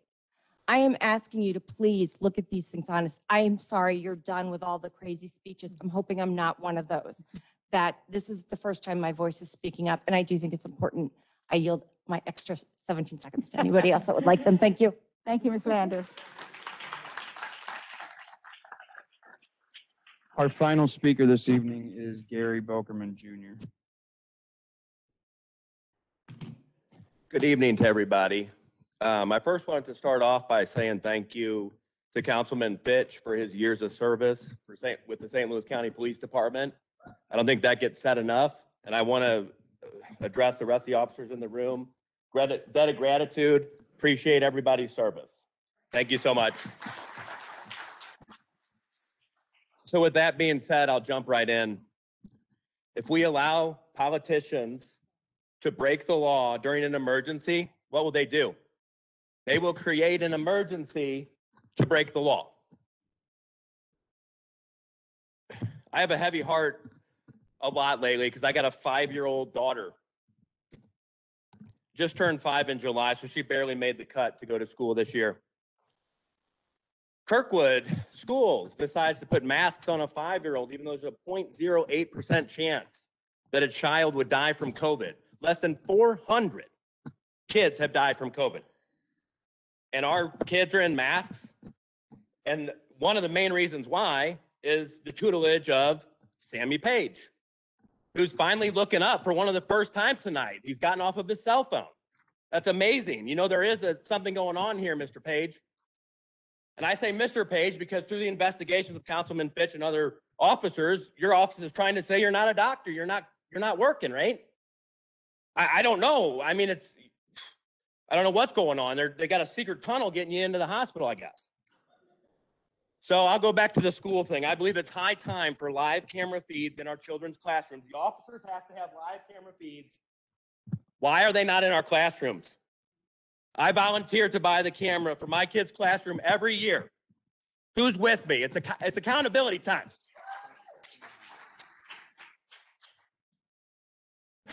For the first time in history, a medicine's ineffectiveness is being blamed on those who haven't taken it. Now that's cognitive dissonance. If our county government and the CDC really wanted to protect us, why not offer a free blood test to check our antibody levels first, before forcing us to take the big experimental mRNA jabs? Imagine a jab so safe, you have to be threatened, coerced, and bribed to take it. This all for a disease so deadly that you have to be tested to know that you even have it. The left is only inclusive if you bow down lockstep with them on all issues, right, Dictator Page, right? Other than that, you want to shut people up. The minute you deviate from whatever Dictator Page says, one iota, he will be the most divisive, rude, and disdainful hypocrite in St. Louis County. And he needs to be called out on it more. I appreciate everybody's service on this council as well. Thank you for your time. Madam Chair, that's Everybody 3 have a great minutes. night.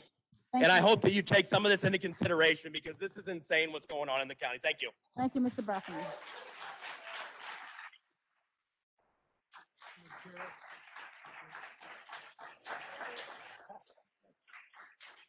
Councilman Tracus? Thank you, Madam Chair. I just want to thank you for your patience tonight and your accommodation of my request. I understand that it wasn't necessary. I do appreciate it, and I hope everybody here thanks you for the additional 40 minutes. Thank you. Thank you. All right. All right. Now we're moving on to the report from the county executive.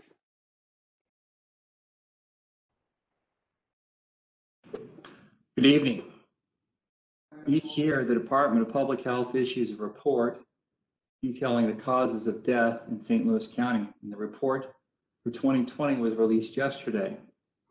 Like in 2019, heart disease and cancer were the leading causes of death last year. But unlike 2019, COVID-19 dealt a devastating blow to our community. As a result, it was the third leading cause of death last year. That put it ahead of unintentional injuries such as overdoses and car crashes, strokes, Alzheimer's, chronic lower respiratory disease, kidney disease, diabetes, and the flu and pneumonia. Worth noting is that for the first COVID-19 death in St. Louis County, it was announced in the third week of March. But the virus quickly caught up with other frequent causes of death that occurred throughout the year. Of the 11,958 deaths in St. Louis County last year, 1,310 were caused by COVID-19, accounting for 11% of all deaths. Similar to national trends, we saw great disparities by race in COVID-19 mortality rates in St. Louis County. African American residents died at the rate of 2.4 times the rate of white residents. The association between adverse health outcomes and socioeconomic status has been well documented over the years, and that association was seen during this pandemic as well, with those living in poverty having the highest mortality rates. In St. Louis County, mortality rates were highest in the outer north region of the county, closely followed by the inner north region. The lowest mortality rates were in the central and south portions of St. Louis County. Today's report shows how historic health disparities continue to play out here and across the country. In 2020, life expectancy in the United States dropped by 1.5 years, the biggest decline in nearly 2 decades. In St. Louis County, life expectancy declined by 2.2 years. For African American women, life expectancy declined by nearly 4 years. In African American men, 3.4 years. Life expectancy varies greatly depending on the zip code of birth. For example, a child born in zip code 63134, the area that wraps around the eastern edge of Lambert Airport and includes Berkeley, a resident can expect to live to the age of 66. On the other hand, 10 miles away in the Clayton zip code of 63105, a resident can expect to live 20 years longer. The report also highlights the health conditions of those who died from COVID-19. While many had chronic conditions, the top health-related factor was the flu and pneumonia, followed by sepsis, respiratory failure, and heart disease. Like for COVID-19, there is an effective vaccine for the flu. Flu shots are now available at all 3 of our health department clinics. The new flu vaccine protects against 4 different flu viruses and is recommended for anyone 6 months and older. The flu shot can be administered at the same time as COVID-19 vaccine, and both vaccines are available at our clinics in Berkeley, Pine Lawn, and Sunset Hills. As fall approaches and the cold weather brings more people indoors for longer periods of time, having both shots will help keep us all safe. You can find the full report on leading causes of death on the county's website. Last night, I had the honor of attending the St. Louis County NAACP's Freedom Fund Dinner. The work the organization has done during COVID-19 has been invaluable, and the critical funds raised from their annual dinner will help the NAACP with its mission to advance human rights in St. Louis County and across the country. Finally, I'd like to congratulate our IT team for winning 2 awards for modernizing our website to better serve residents. St. Louis County was named among the 2021 Overall County Government Experience winners by the Center for Digital Government. This award recognizes the achievements and best practices of states, cities, and counties that are radically improving the experience of government. The second award was for outstanding achievement in web development. This is a global competition and is a premier award recognition program for web developers. Members of our IT team, led by Chuck Henderson, will be spotlighted on county social media Thursday. Please congratulate them when you see the post come through your feed. That's all for now. Thank you. Introduction of Councilman Harder. Thank you, Madam Chair. I would just a suggestion, I think next week, to avoid the confusion we had here tonight, if we could maybe when we find out how many speakers are in attendance, that we can announce that and maybe decide as a council or as a chair how we want to proceed. And I think that might help us in making sure everybody's voices are heard. Thank you very much, Councilman Harder. I will take that under advisement. Introduction of bills. Bill number 292, introduced by Councilmember Harder, an ordinance calling and providing for the holding of an election in St. Louis County on the April 5, 2022 general municipal election for the purpose of submitting to the qualified voters of St. Louis County a proposition to amend sections 3.040 and 7.010 of the St. Louis County Charter pertaining to employees appointed by the county executive. Madam Chair, that is all the bills. Thank you very much. Moving on to perfection. Bill number 32, introduced by Councilmember Tracus. Move to hold bill number 32. Bill number 32 is held. Substitute Bill number 1 for Bill number 77, introduced by Councilmember Clancy. I move to hold substitute Bill number 1 for Bill number 77. Substitute Bill number 1 for Bill number 77 is held. Bill number 156, introduced by Councilmember Clancy. I move to hold Bill number 156. Bill number 156 is held.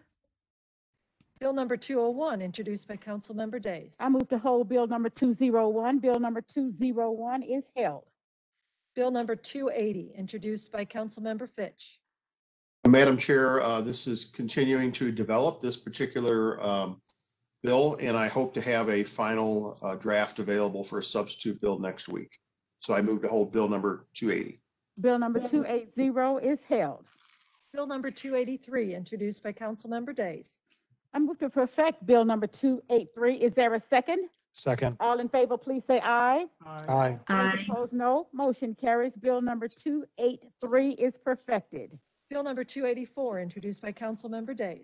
I move to perfect Bill number 284. Is there a second? Second. All in favor, please say aye. Aye. Those opposed, no. Motion carries. Bill number 284 is perfected. Bill number 285, introduced by Councilmember Days. I move to perfect Bill number 285. Is there a second? Second. All in favor, please say aye. Aye. Those opposed, no. Motion carries. Bill number 285 is perfected.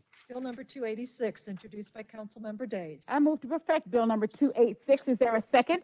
Second. All in favor, please say aye. Aye. Opposed, no. Motion carries. Bill number 286 is perfected. Bill number 287, introduced by Councilmember Webb.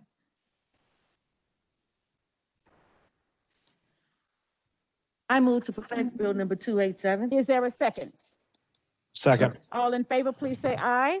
Aye. Those opposed, no. Motion carries. Bill number 287 is perfected. Bill number 288, introduced by Councilmember Tracus. Move to perfect Bill number 288.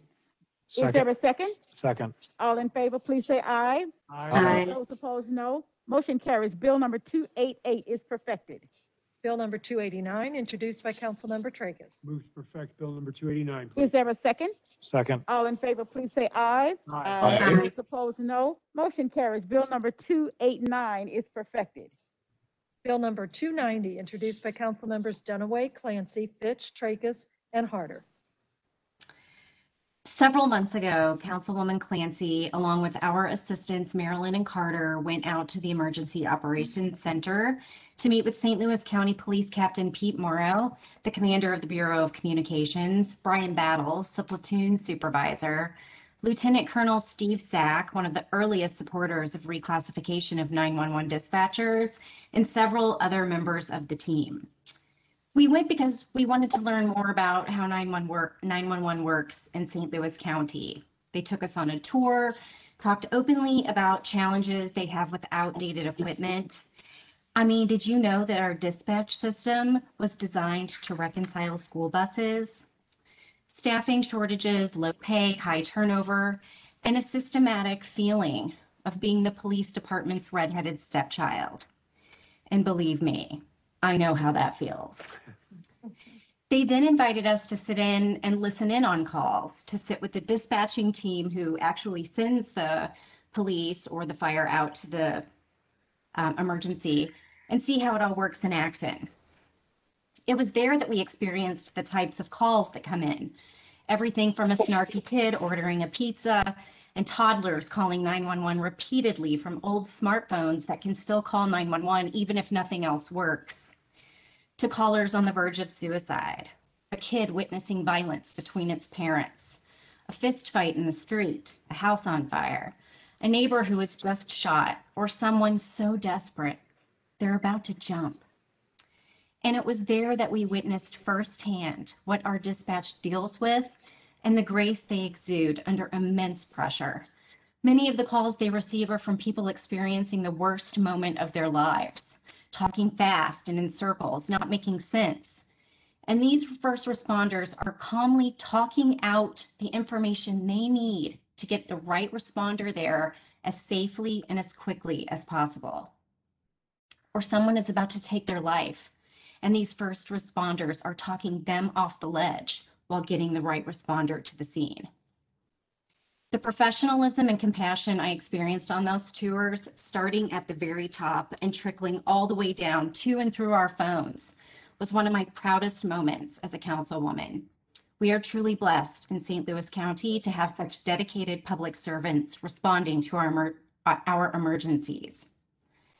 And it is truly an honor to be able to put forward legislation that all 7 of us agree on, that begins to recognize them for the work they are already doing as our true first responders to each and every St. Louis County emergency. And with that, Madam Chair, I move to perfect Bill number 290. Is there a second? Second. All in favor, please say aye. Aye. Those opposed, no. Motion carries. Bill number 290 is perfected. Hold 1 second while I catch up on my screen here. It went blank.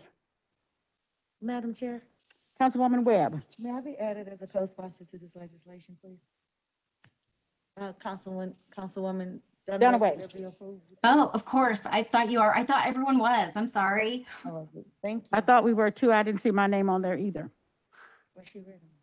Please Would add. you like to be added? Thank to, you. Madam Chair? Thank you.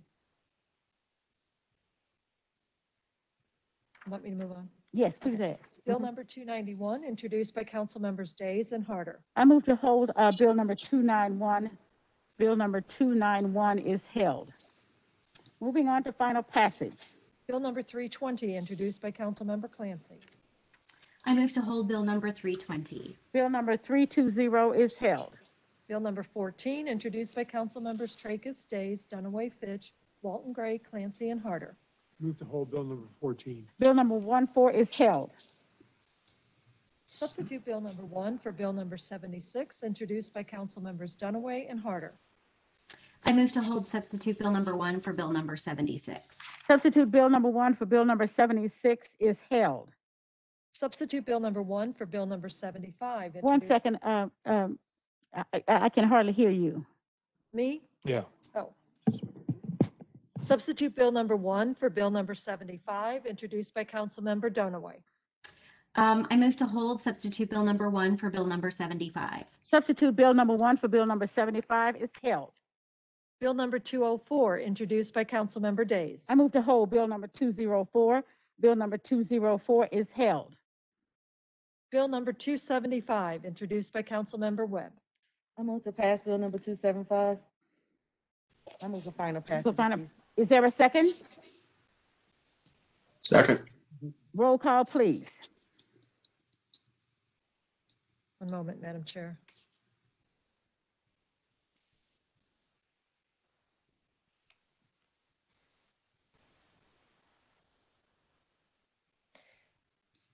Councilmember Days. Aye. Councilmember Dunaway. Aye. Councilmember Fitch. Aye. Councilmember Webb, I'm sorry. Aye. Councilmember Clancy. Councilmember Tracus. Aye. Councilmember Harder. Abstain. Madam Chair, on Bill number 275, there are 5 ayes, 1 abstention, and 1 absent. Bill number 275 is finally passed. Bill number 276, introduced by Councilmember Webb. Madam Chair, I just want to make this statement before we move forward. Please feel free. Thank you, Madam Chair. I wanted to let the public know that I held these bills, both of these 275 and 276, until I was able to get more information from the planning department, and also getting more information from the developer as well. And so with that, ma'am, my questions have been satisfied, and that is why I'm moving forward. At this time, ma'am, I move for final passage of bill number 276. Is there a second? Second. Roll call, please. Councilmember Days. Aye. Councilmember Dunaway. Aye. Councilmember Fitch. Aye. Councilmember Webb. Aye. Councilmember Clancy. Councilmember Tracus. Aye. Councilmember Harder. Abstain. Madam Chair, on Bill number 276, there are 5 ayes, 1 abstention, and 1 absent. Bill number 276 is finally passed. Bill number 281, introduced by Councilmember Clancy. I move to hold Bill number 281. Bill number 281 is held. Substitute Bill number 1 for Bill number 282, introduced by Councilmember Days. I move to hold substitute Bill number 1 for Bill number 282. Substitute Bill number 1 for Bill number 282 is held. Moving on to resolutions.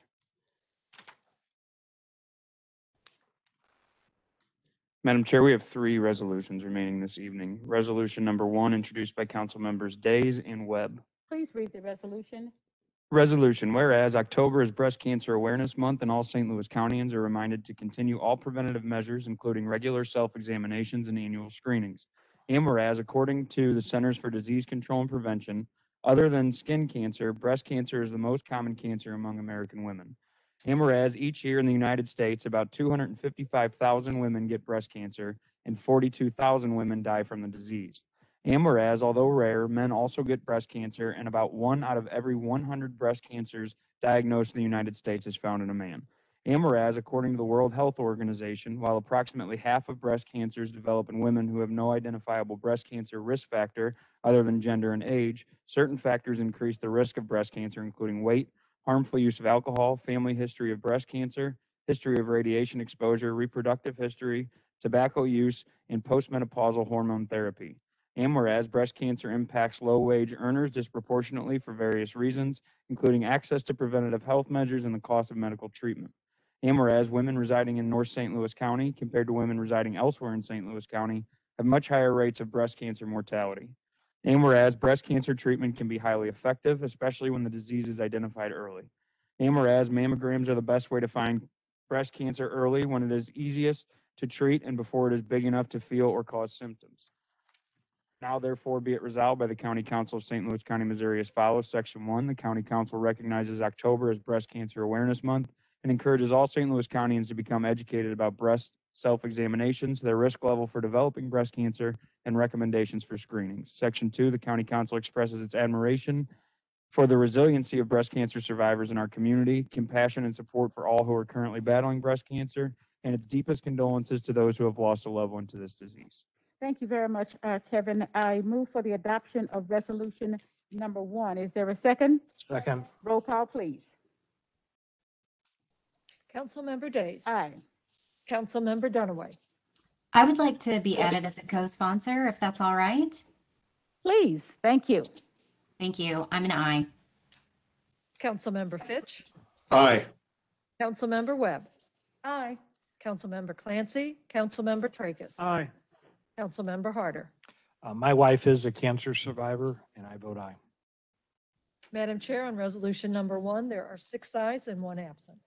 Thank you very much. Motion carries. Resolution number 1 is adopted. Resolution. Resolution number 2 this evening, introduced by Council Members Clancy, Dunaway, Harder, Webb, Fitch, Tracus, and Days. Kevin, would you please read the resolution?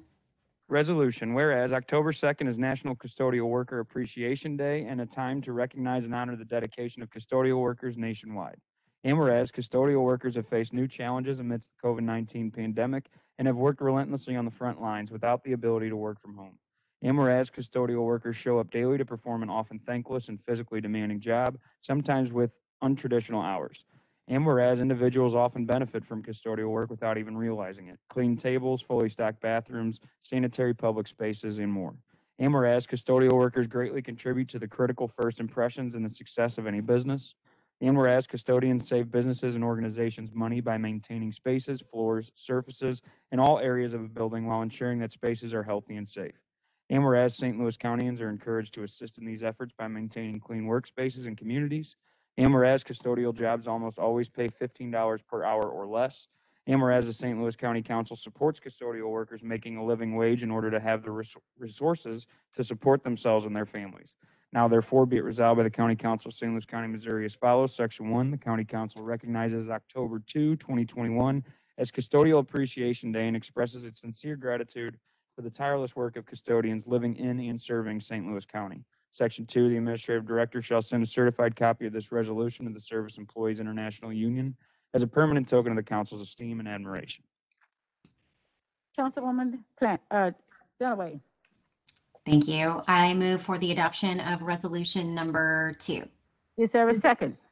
Second. Roll call, please. Councilmember Days. Aye. Councilmember Dunaway. Aye. Councilmember Fitch. Aye. Councilmember Webb. Aye. Councilmember Clancy. Councilmember Tracus. Aye. Councilmember Harder. Aye. Madam Chair, on resolution number 2, there are 6 ayes and 1 absent. Resolution number 2 is adopted.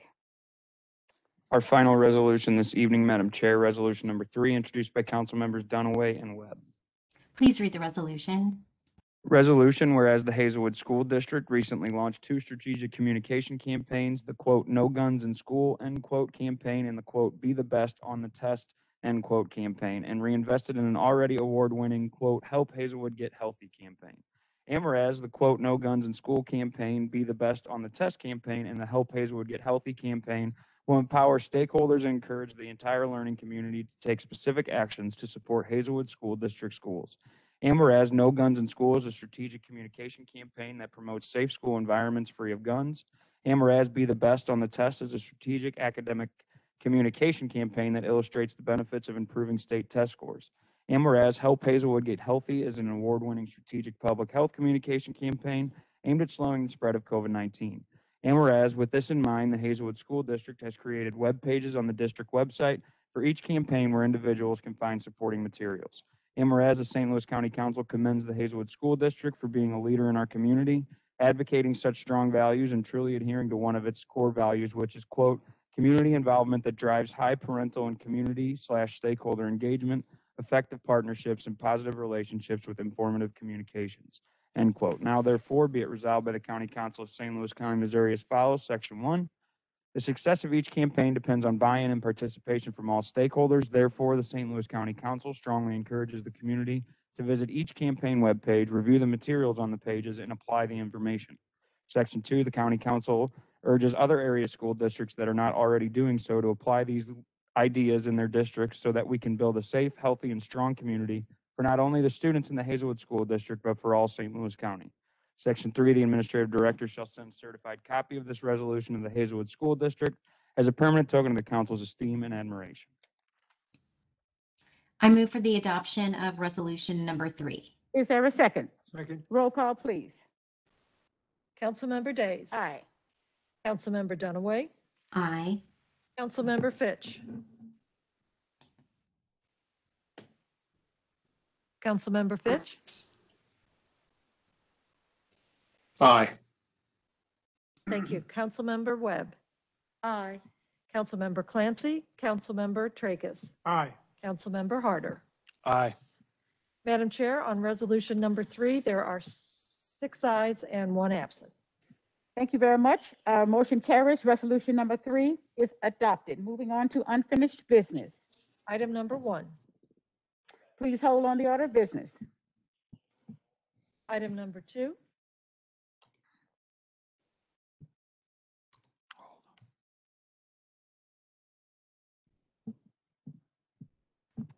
Please hold on the order of business.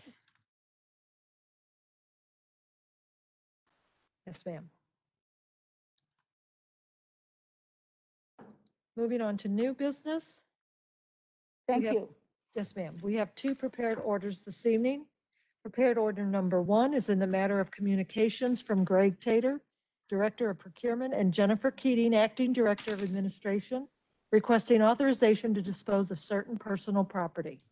I move for adoption of order number 1. Is there a second? Second. All in favor, please say aye. Aye. Those opposed, no. Motion carries. Order number 1 is adopted. Prepared order number 2 is in the matter of the request of the acting records manager for permission to destroy certain books, papers, and records of the office of the county councilor and the Department of Administration. I move for adoption of order number 2. Is there a second? Second. All in favor, please say aye. Aye. Aye. Those opposed, no. Motion carries. Aye. Order number 2 is adopted. Any further comments for the good of the body this evening? Motion to adjourn. So moved. Second. All in favor, please say aye. Aye.